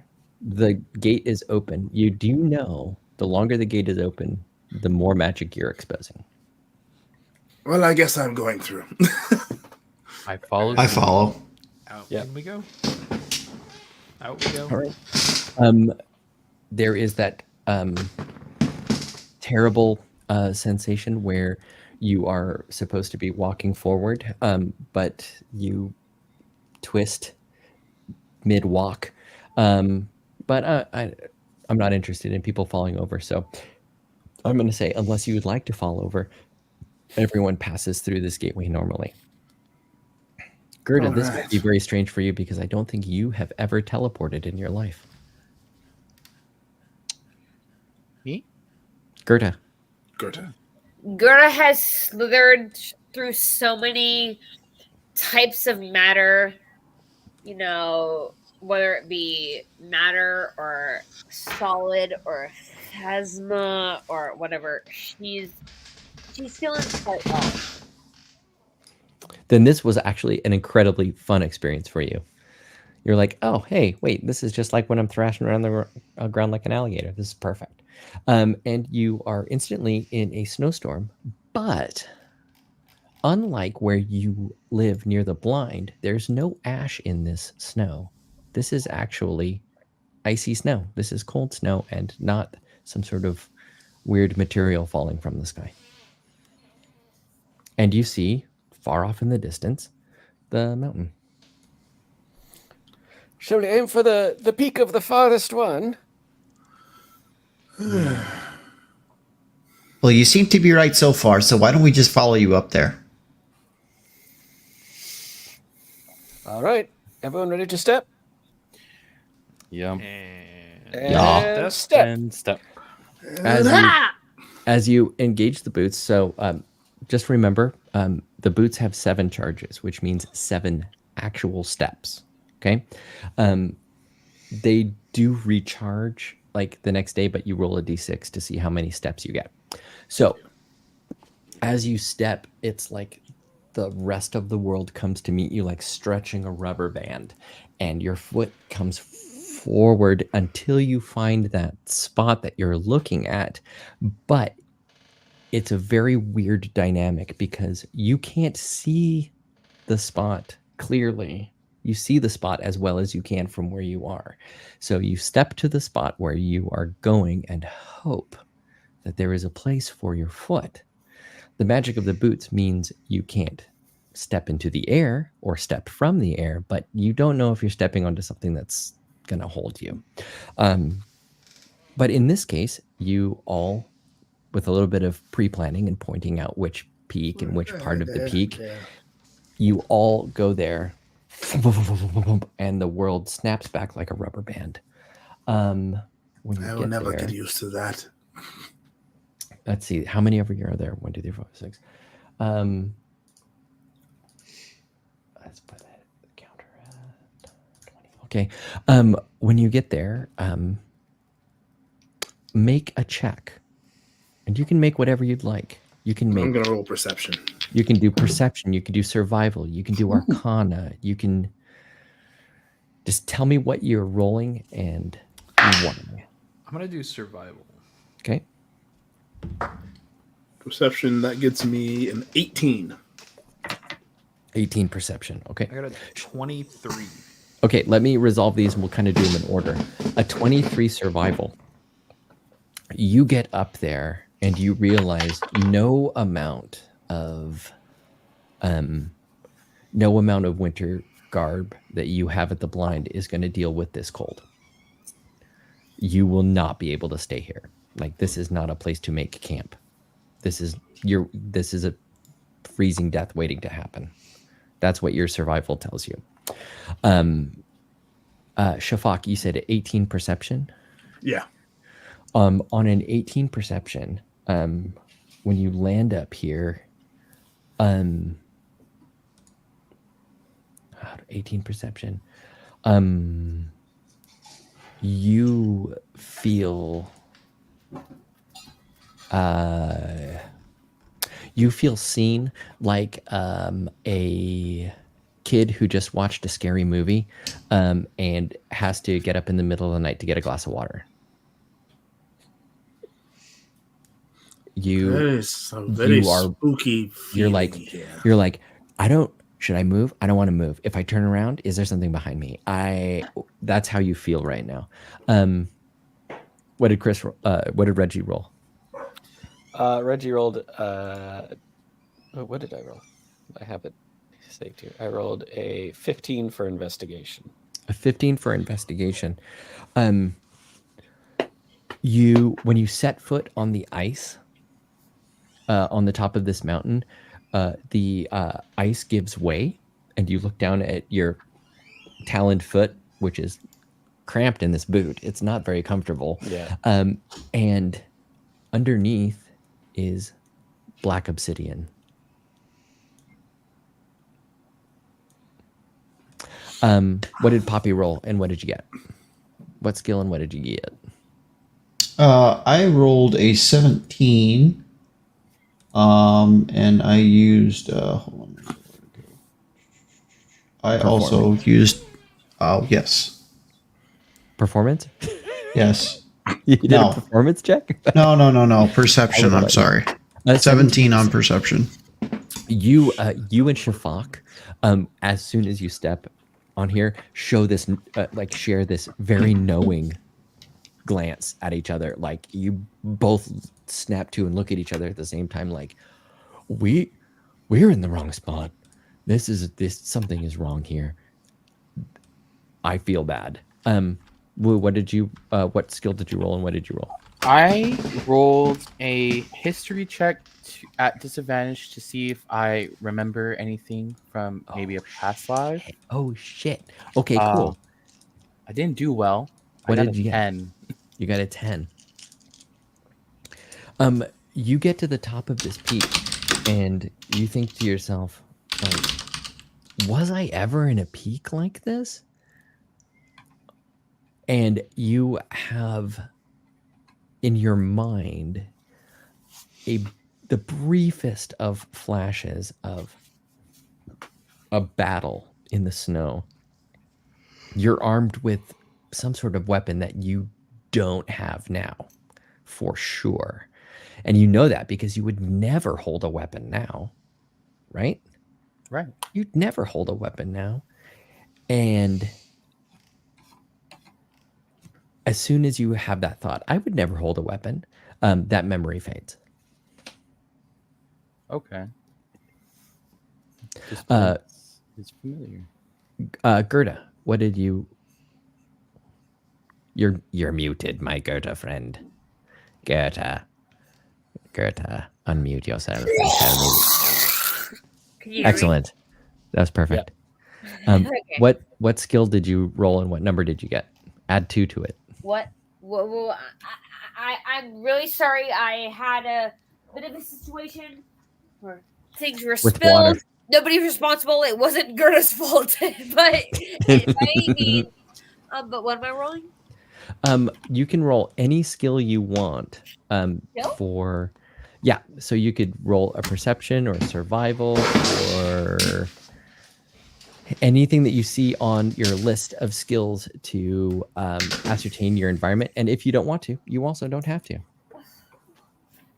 No, I will. I will. Oh my God, my papers are so wet. Everybody, I spilled so much water. Oh, what was me? I'm sorry. So, it's okay. Look wilted. I apologize. Could you tell me one more time?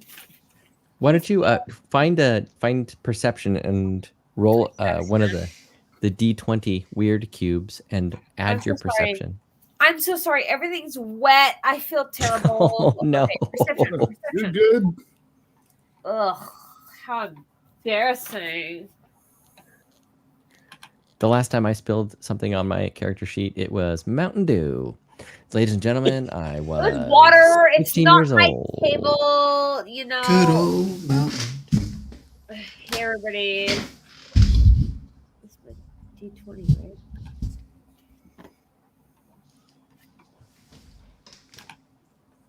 Sophie, did you take my D20? Oh my God, I'm not good.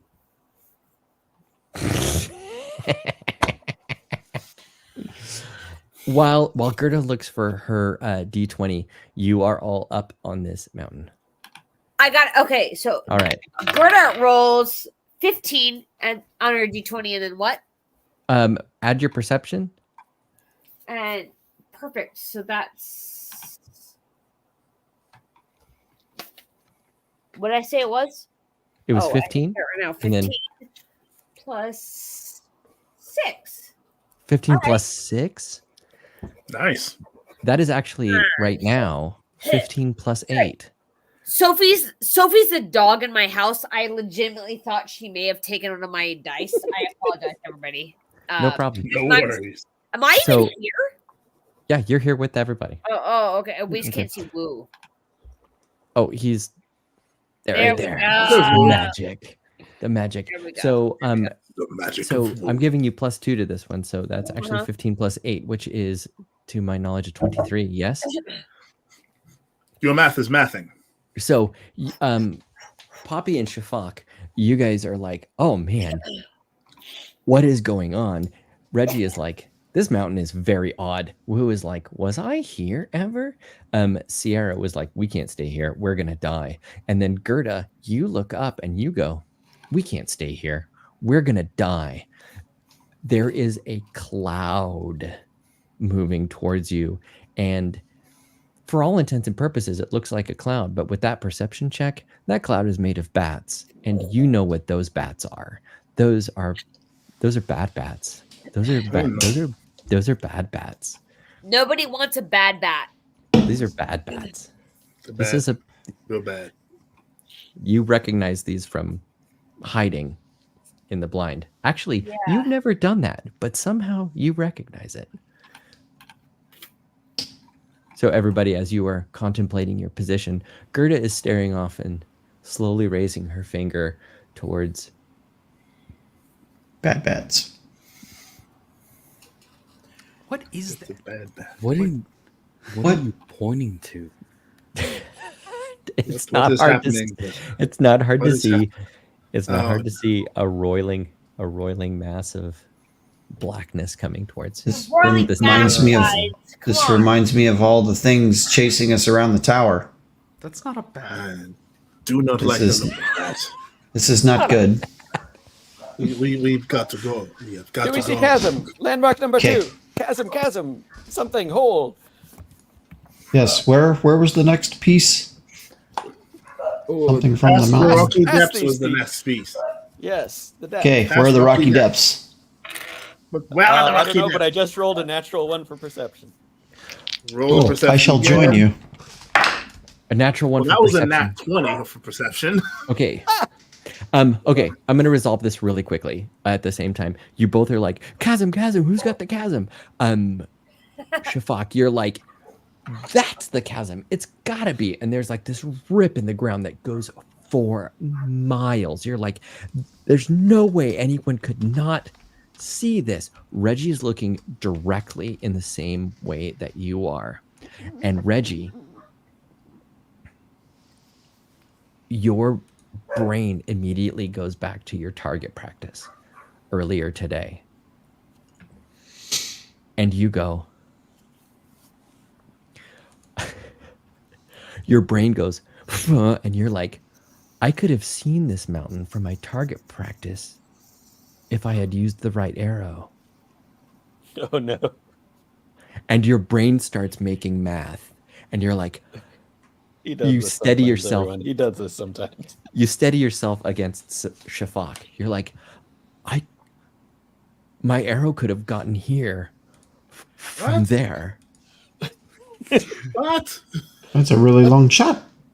It quite wouldn't short. actually travel. It doesn't go through the air. Never mind. It's a teleporting arrow. Is that what you have? It You would have have a worked. teleporting arrow. Not exactly. Okay, well, there's the cavern. We should probably all go there now. Oh, are we? Let's step. Okay, so on this step, this is far. Are you guys pointing out the location that you all want to go to? Yeah, I'm pointing directly towards the cavern. Okay. Everybody give me a luck check as you step. Are we luck Let's roll a checking D20. with D20? With a What do we- with a D20. D20 luck check. 5 and below is very bad. 5 or 6 to 15 is a mixed success, and 16 to 20 is no problem. All right. 7, 15. 15, Curtis, I also got a 15. 2 for 15, Wu. 19. 19. Good died. What did Syra, what do you roll for luck? 13. 13. Okay. Add 3 to that as I flash of genius your ass. 16. Okay. 16. Gerda, what did you get on just a random little luck check? Mute. You are muted. You are muted. Unmute yourself.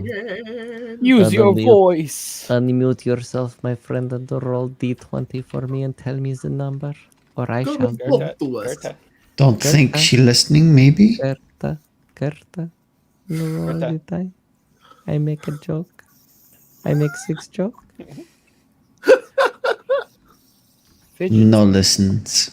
Don't Oh. worry about your papers. It's okay. Just roll 1 die for me. Tell me number. No problem. Throw a math rock. That's a 5. For Oh, no. just 1, and tell me what you get. Don't worry. Pretty Everything please. will be fine. Who got a 16? Ciara got a 16. Sierra. Who got? And then everybody else is in the 15 realm, I got a except for 15. Reggie, 19. who got a 7. Oh, we got a 19. 19. Okay. That's right. Puppy on 19. Okay, so Poppy is the first one to appear. And you are on solid ground, and you're like, oh, this is going to be easy.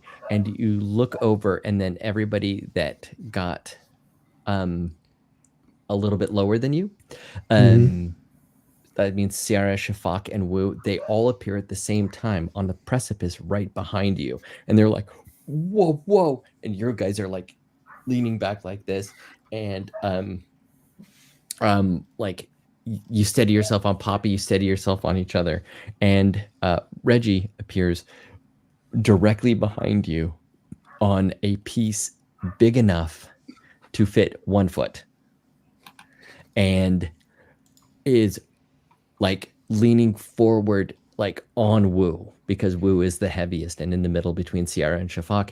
And Gerda, I'm going to say right now, appears on top of Reggie. So Is it I would- crocodile or a rat?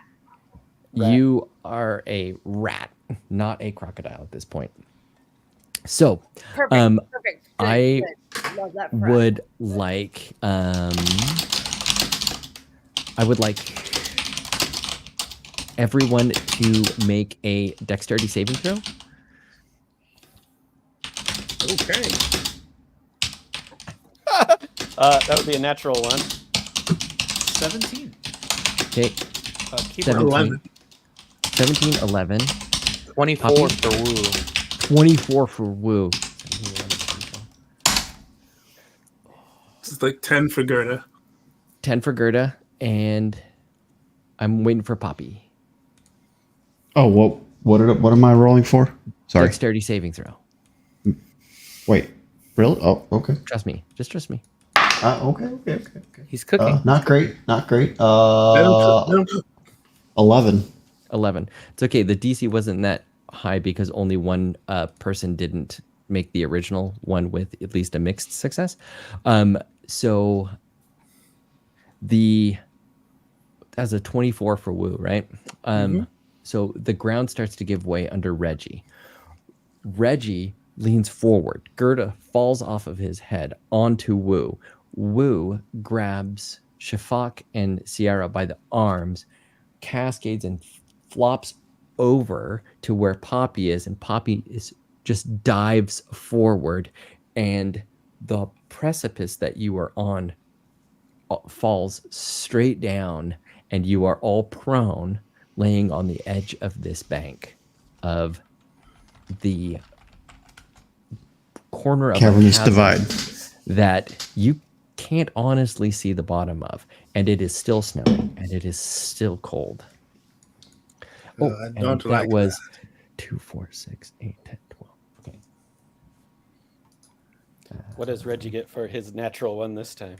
Oh my gosh.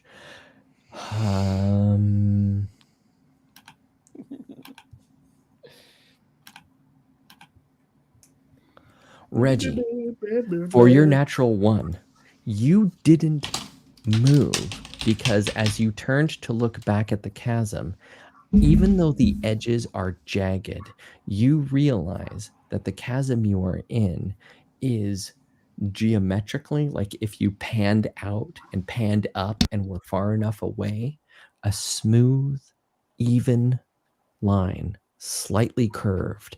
And you think to yourself, I saw this from the moon.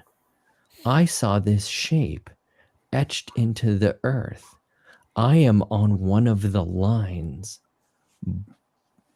gouged into the surface geometrically perfectly. And you're like, what could possibly have done this? What is this? And then Wu grabs you by the arm and throws you forward. I will take to the air just like 10 feet up. I'm just kind of like flapping. You're doing great. You're doing great. Everyone is alive. I didn't kill anyone yet.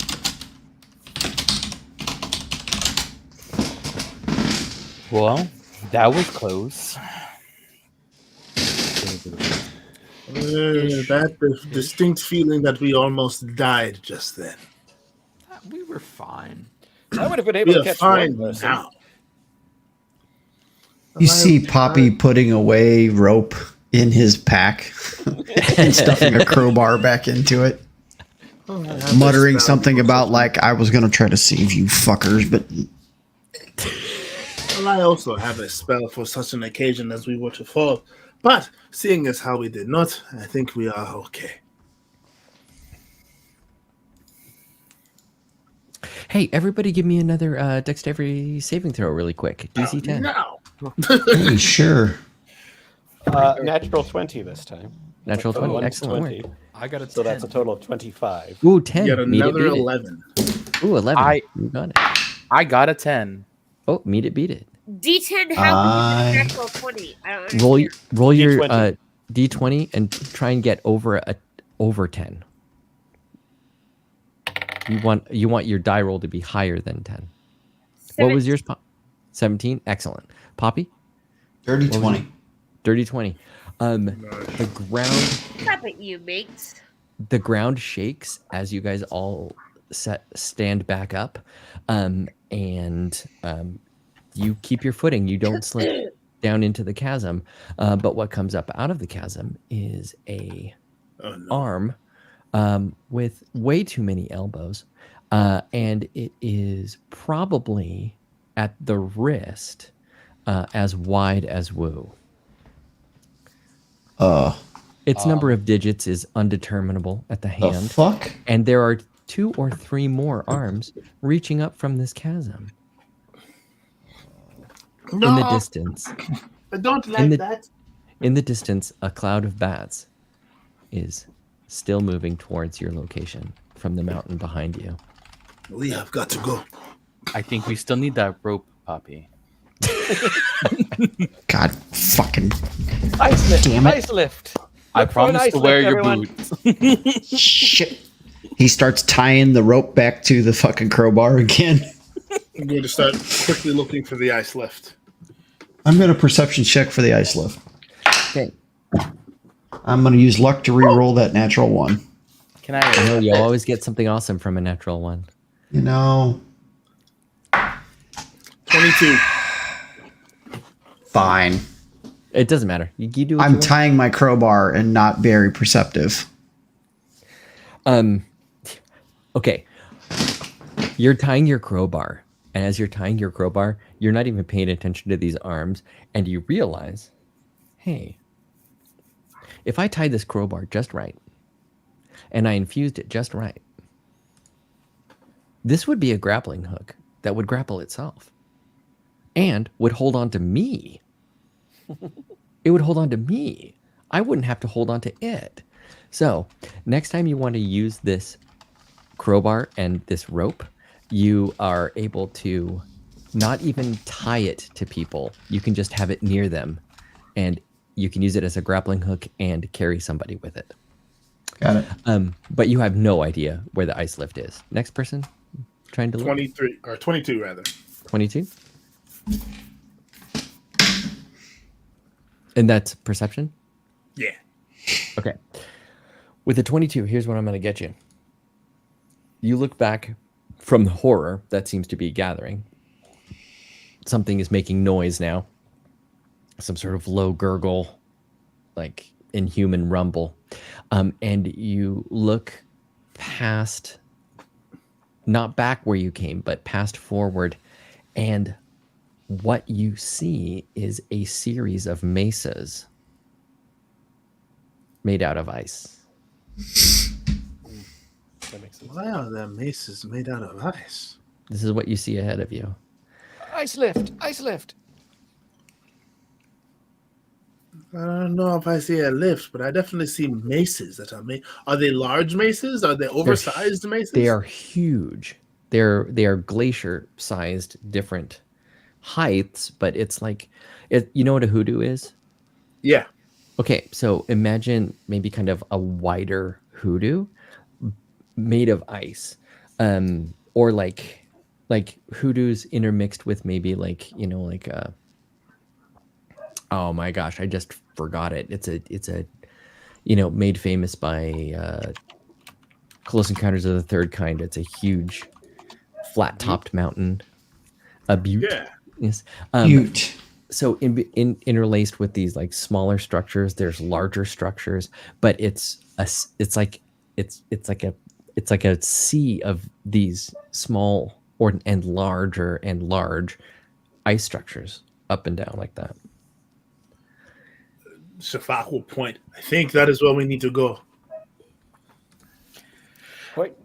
Anything is Choose better a than specific here. place. Let's step. Pointing, pointing, pointing, pointing. Going! 2, 4, 6, 8, 10, 12. And we step. And we One of die. those 2, 42. Time to die. So where are you directing people, Shafak? Are you Towards directing those, them towards those onto masons. onto them, into them, in front of them, Onto them. onto a specific one? Yeah. What catches your eye about this mesa?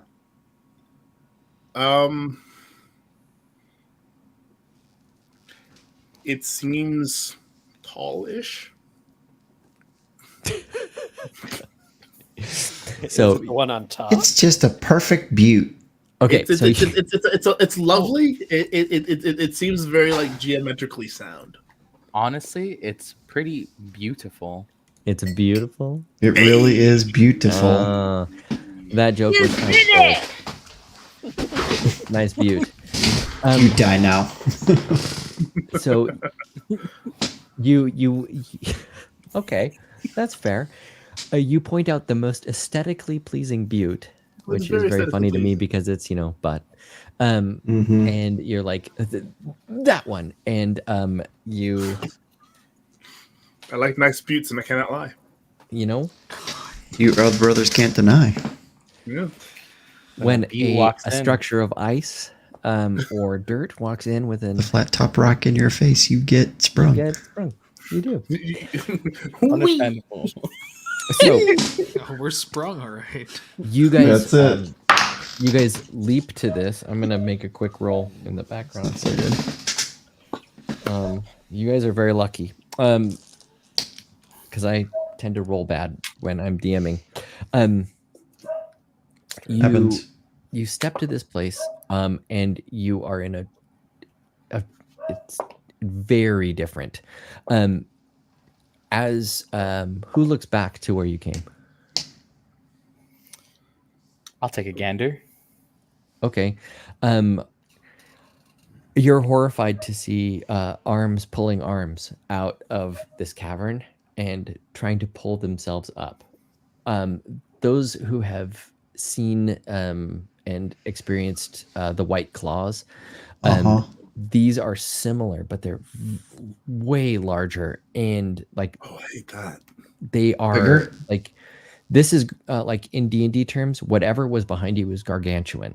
It's a gargantuan sized thing. Oh, And it's it's a Tarrasque on crack.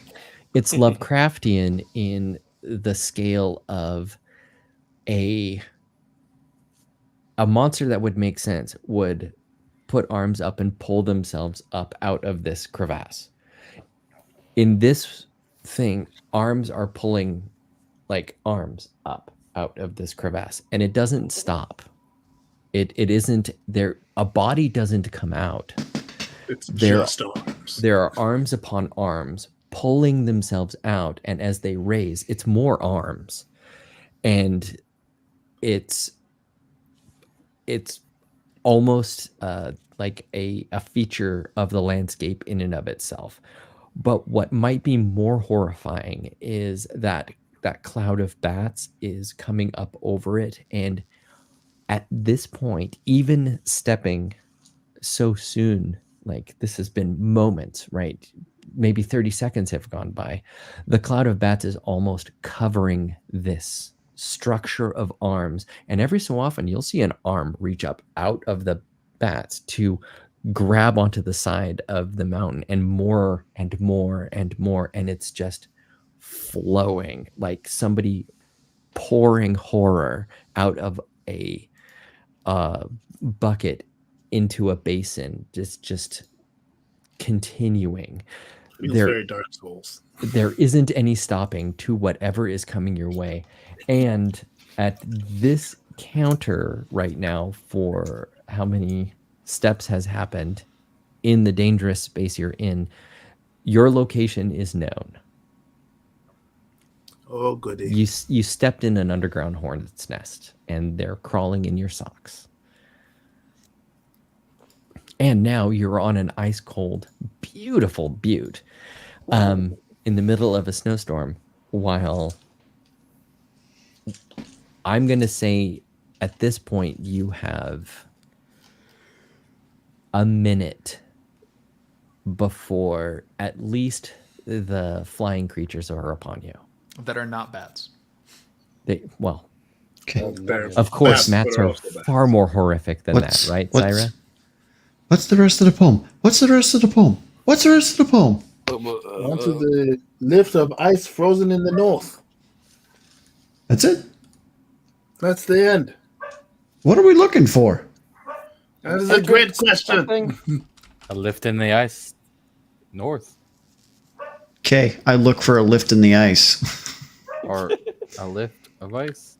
Are you looking to the north, Poppy? Yeah, looking down and up and just scanning. Wait, Poppy's north or the real north? Yeah, are you looking at Poppy's north? Oh my I'm god. looking wherever the true north is. Okay. I just rolled a natural 20 for investigation for a total of 25. Okay. All right. A natural 20 for investigation. 20, dirty 20 for perception. Dirty 20 for perception. Okay, Reggie, you are like, I've been not paying attention. I've been in my own mind. Where am I? What's happening? Not that, but this. What is happening here? You look down, the ice structures. You look at them and you're like, this isn't a natural structure. This isn't something that would be cut by like a glacier. This is just pillars of ice thrown up. Like it's as weird as having a mountain overturned and a city beneath it. This is wrong. Okay, what about this that's wrong could possibly be right? If somebody is trying to get us to go someplace, what could be it?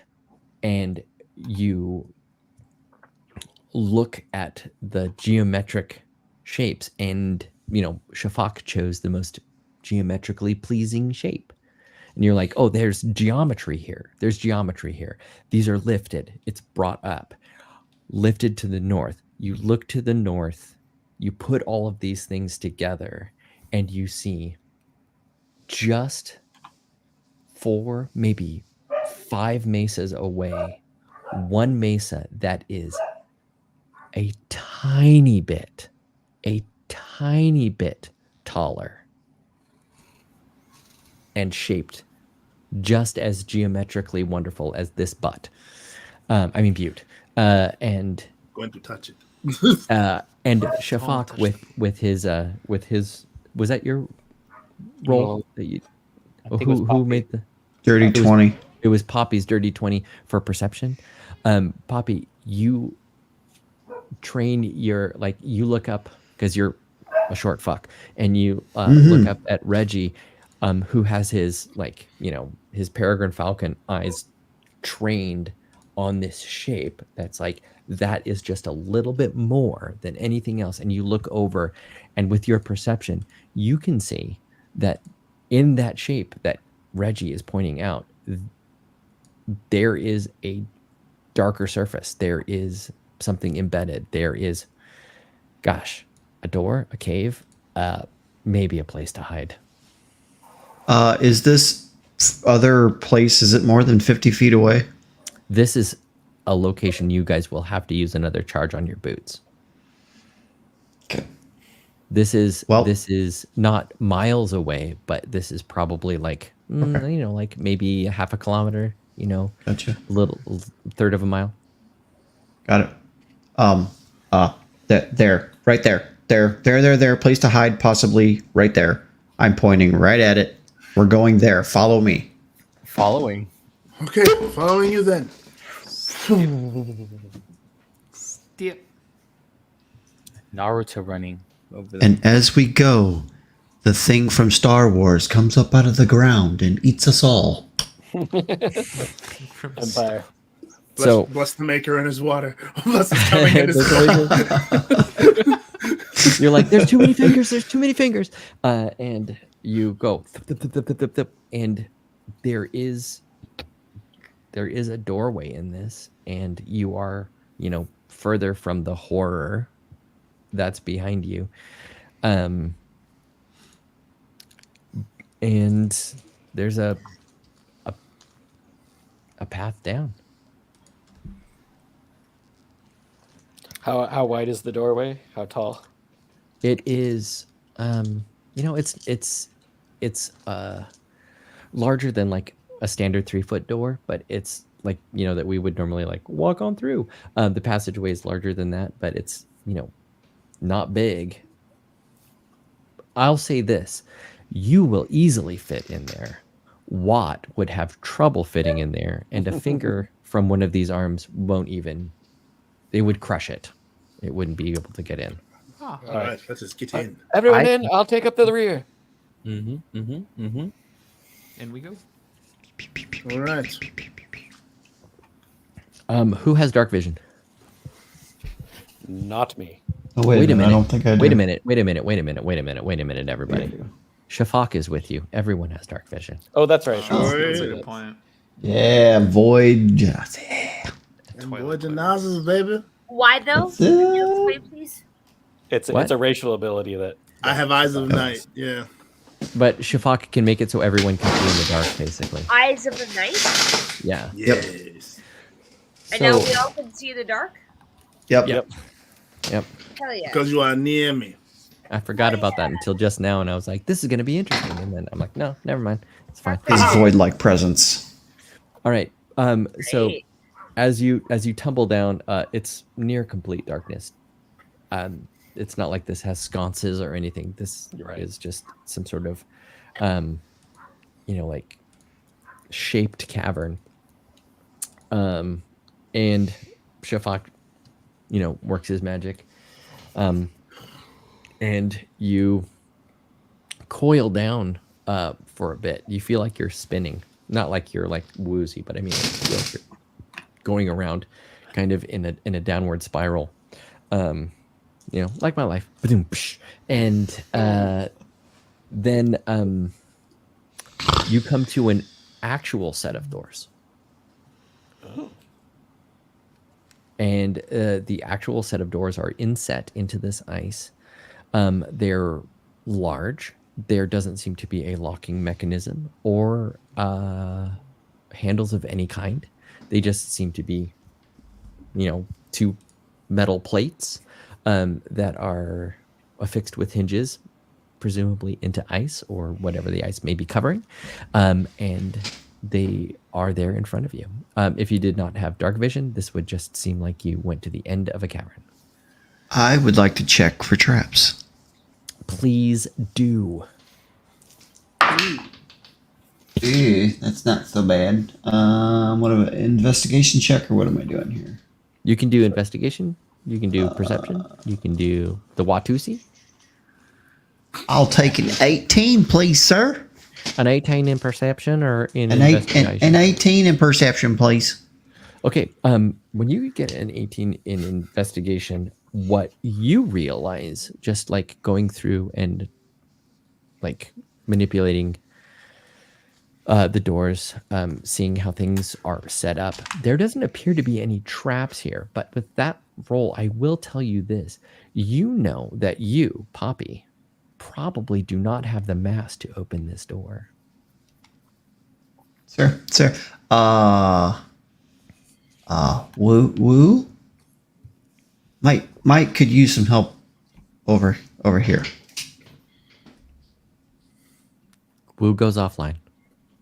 And whoever is the next largest. Come on over. What's the door made out of? The door. Actually, that's a great question. Let me think about It that. is. Really is. Because it's surrounded by ice, right? It's surrounded by ice. How much? It's made out of boulders. How much do you think you would know? How much do you think Shira would know about metal? Not a hell of a lot. Looks like iron. Oh, Oh, okay. that would be more Reggie's. Reggie, what do you think you'd know pretty much? You'd know more about. Well, yeah, I grew up with Kendra, who's all about. Oh yeah, of and- course. Reggie, this is weird. This is weird because this whole door is unworked iron. Oh, so it's not cast iron or anything. It's just It's not cast iron. This is this door is shaped like somebody worked iron, but this is unworked iron. This is cold iron. This is like untouched. Mineral Raw iron. iron. It's iron, yeah. That's Just- pure mineral iron. Wow. Just to toss this out there, what do you guys think would happen if we heated up this door? You know, I was thinking the same thing. We could I both was work having on this similar together. thoughts as well. Let's just see if we can push it first, eh? What? I mean, Probably, I'm Hey. just saying. trying the obvious would be the clear first option, I think. I So shall we count to three? I thought we were looking for zebras. I'm gonna roll a perception check. Do to you see know if what I a can get anyone zebra following looks us like? down the spiral. Yes. What was that? What was I that? don't I'm know. gonna see Do see you if know I what a can zebra looks like? hear anyone following us down the spiral. Do it. 13. Guidance. Two horns. Oh, too late. Damn it. I don't mind. Hold on. All right, I'll roll the d4. Well, it doesn't matter because I rolled a 3 for stealth. There's definitely like flapping that you hear.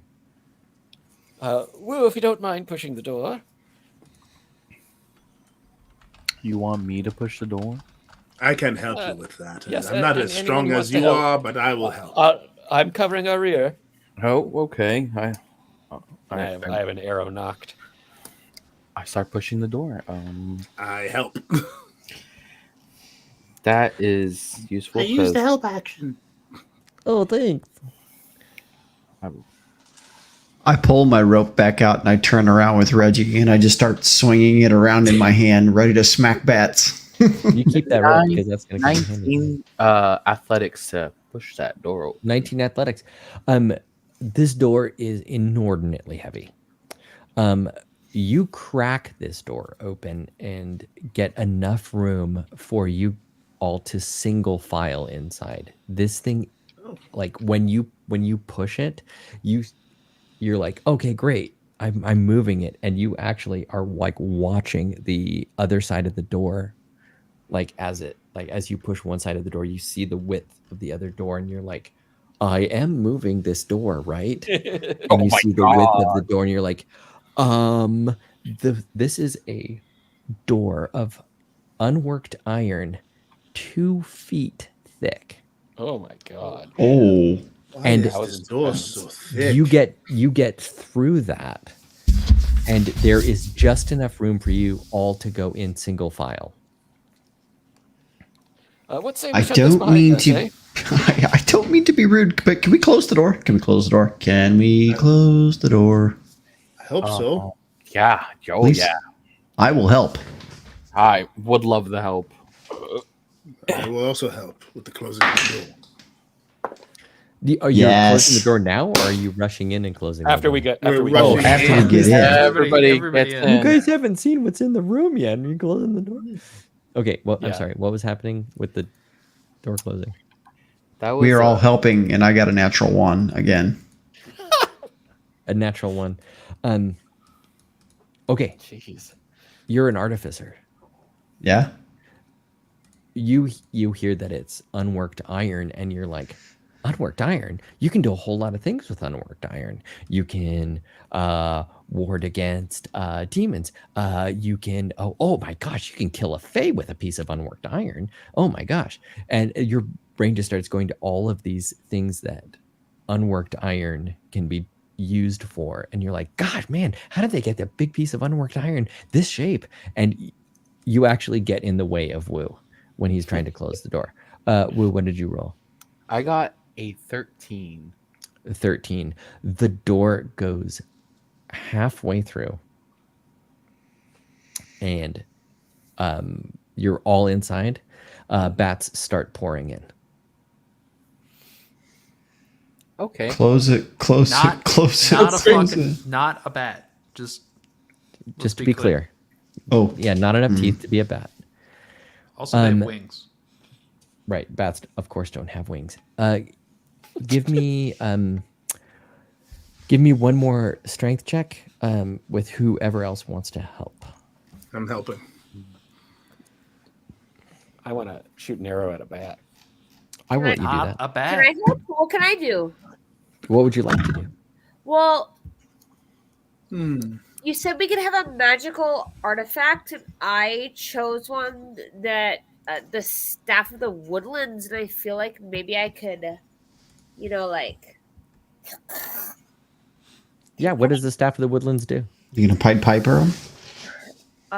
no, uh, the staff of the woodlands. Let's see. I can. So there are bats. Oh, okay. Hold on, Sorry, I'm you looking guys at do your it. thing and let me figure out what I'm doing. All the bats are coming towards like the single opening, right? Yeah, they're coming through the single opening. I'm gonna put a moonbeam directly in the way of the single opening. Oh, jeez. Everyone get out of the way. Yeah, I shot a bat with a dirty 20. What's your minimum damage? My minimum damage is 6. Okay, the bat is destroyed.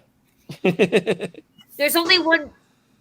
No, there's a only ton one? of bats. There's There's probably 30 bats in this Many room. bats. There's many bats. There's Okay, 29. so- There's 29 bats now. okay. Copy. Thank you. I'm gonna say this. There's a lot of powers in the staff of the woodlands. I'm looking it up right now, and many of them are like being able to speak with plants or animal friendship and things like Yeah. that. You look at these bats, and you, Gerda, know in your heart as a druid, these are not animals. Not a bat. Not a fucking bat. However, there are a number of awesome things you can do with this if you would like. For example, there's Wall of Thorns. You could cast it outside the doorway or inside if you wish. Oh yes, the Wall of Thorns. Oh yes. So Yeah, cast it on the other side of the doorway while we're trying to close it. Because you can still see out great. the door. So yeah, the Wall of Thorns. I can create a wall of them, and okay. So it lasts for the duration. Okay, so great. So what? I don't understand what I roll. I'm sorry, guys. You don't need to roll. You don't need to to- roll. I just to- do to it. cast- You yeah, just cast cast the Thorns. wall. Yeah. So a moonbeam goes Not me up. casting it. Bats are burning as they're trying to get in, but they're burning into the moonbeam. A Fuckers. wall of thorns goes out on the outside, This is so much magic. and It's the fine. the bats are getting tangled in it. Nothing else is coming into this room. There are, roughly, 25, 30 bats, except for the one that was immediately destroyed by Reggie, that are swirling around in the top of the room. They're not attacking yet, and Wu is pushing the door closed with the help of Shafak, while Poppy spins his grappling weapon, ready to, I don't know, maybe make bats climb. I don't know what we're Give me gonna do. that. Give me that strength check, or athletics. Go woo. Go woo. Did a 15 athletics for me. 15. Okay. Woo. Who can do it? Oh, I don't know. Maybe. Oh, fuck. Okay. Yeah. For athletics, that's gonna be a 23. Okay. Oh, hell yeah. Between Shafak and Wu, and the fact that the bats aren't pushing against this thing anymore, you just slam it shut. Now, the moonbeam is still there, right in the way where the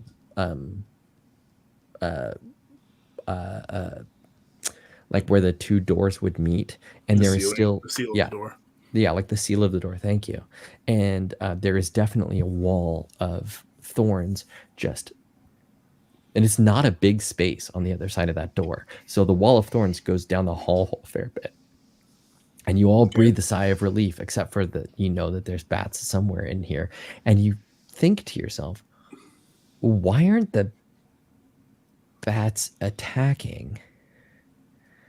And you turn and you all die. No, I'm just kidding.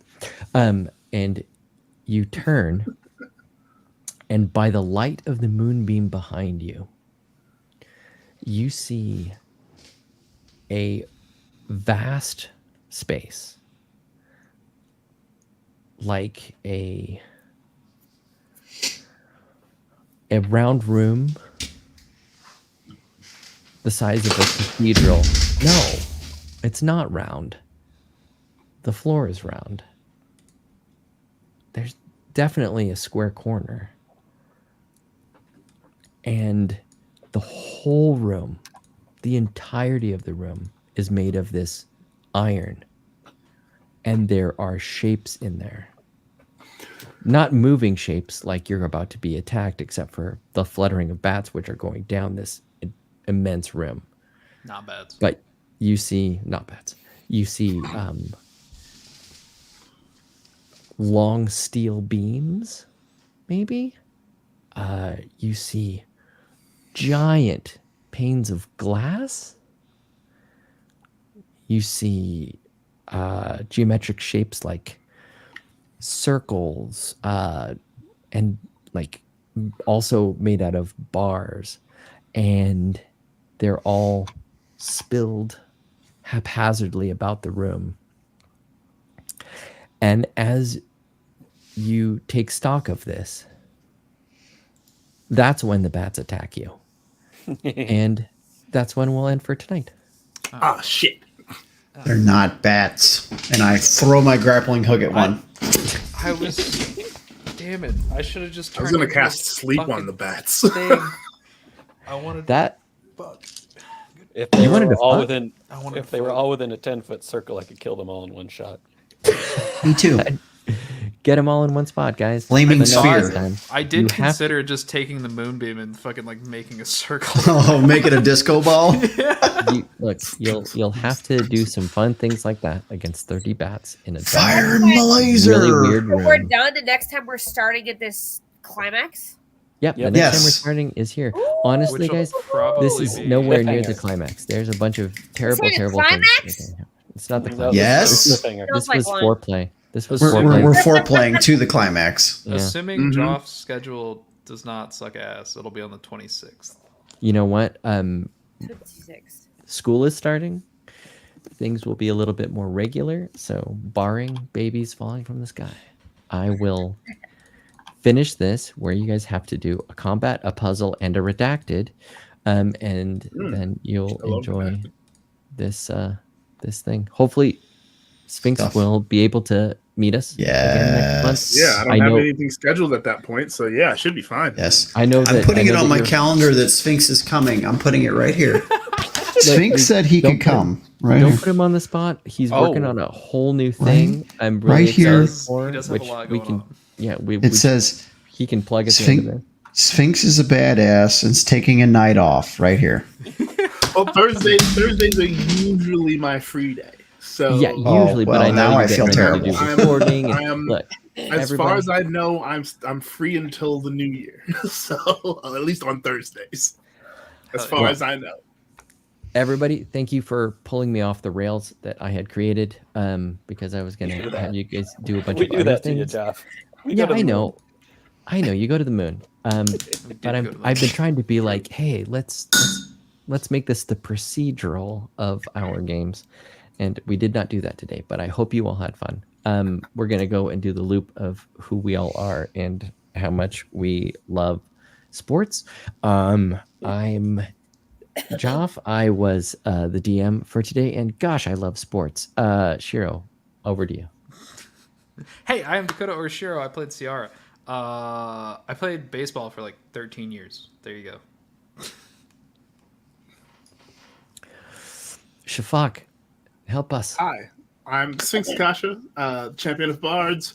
I have played Shafak Vakal, and I really do love soccer. It's probably the only sport I actually tolerate. Football.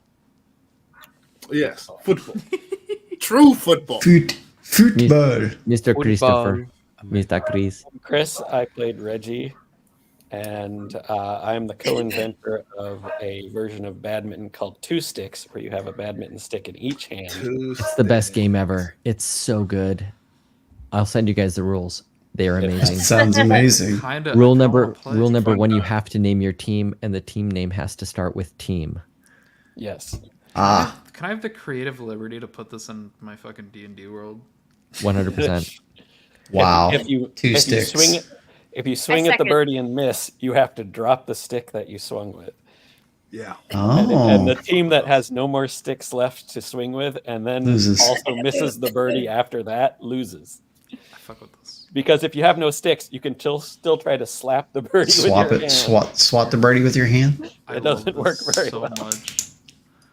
Mr. Dragons.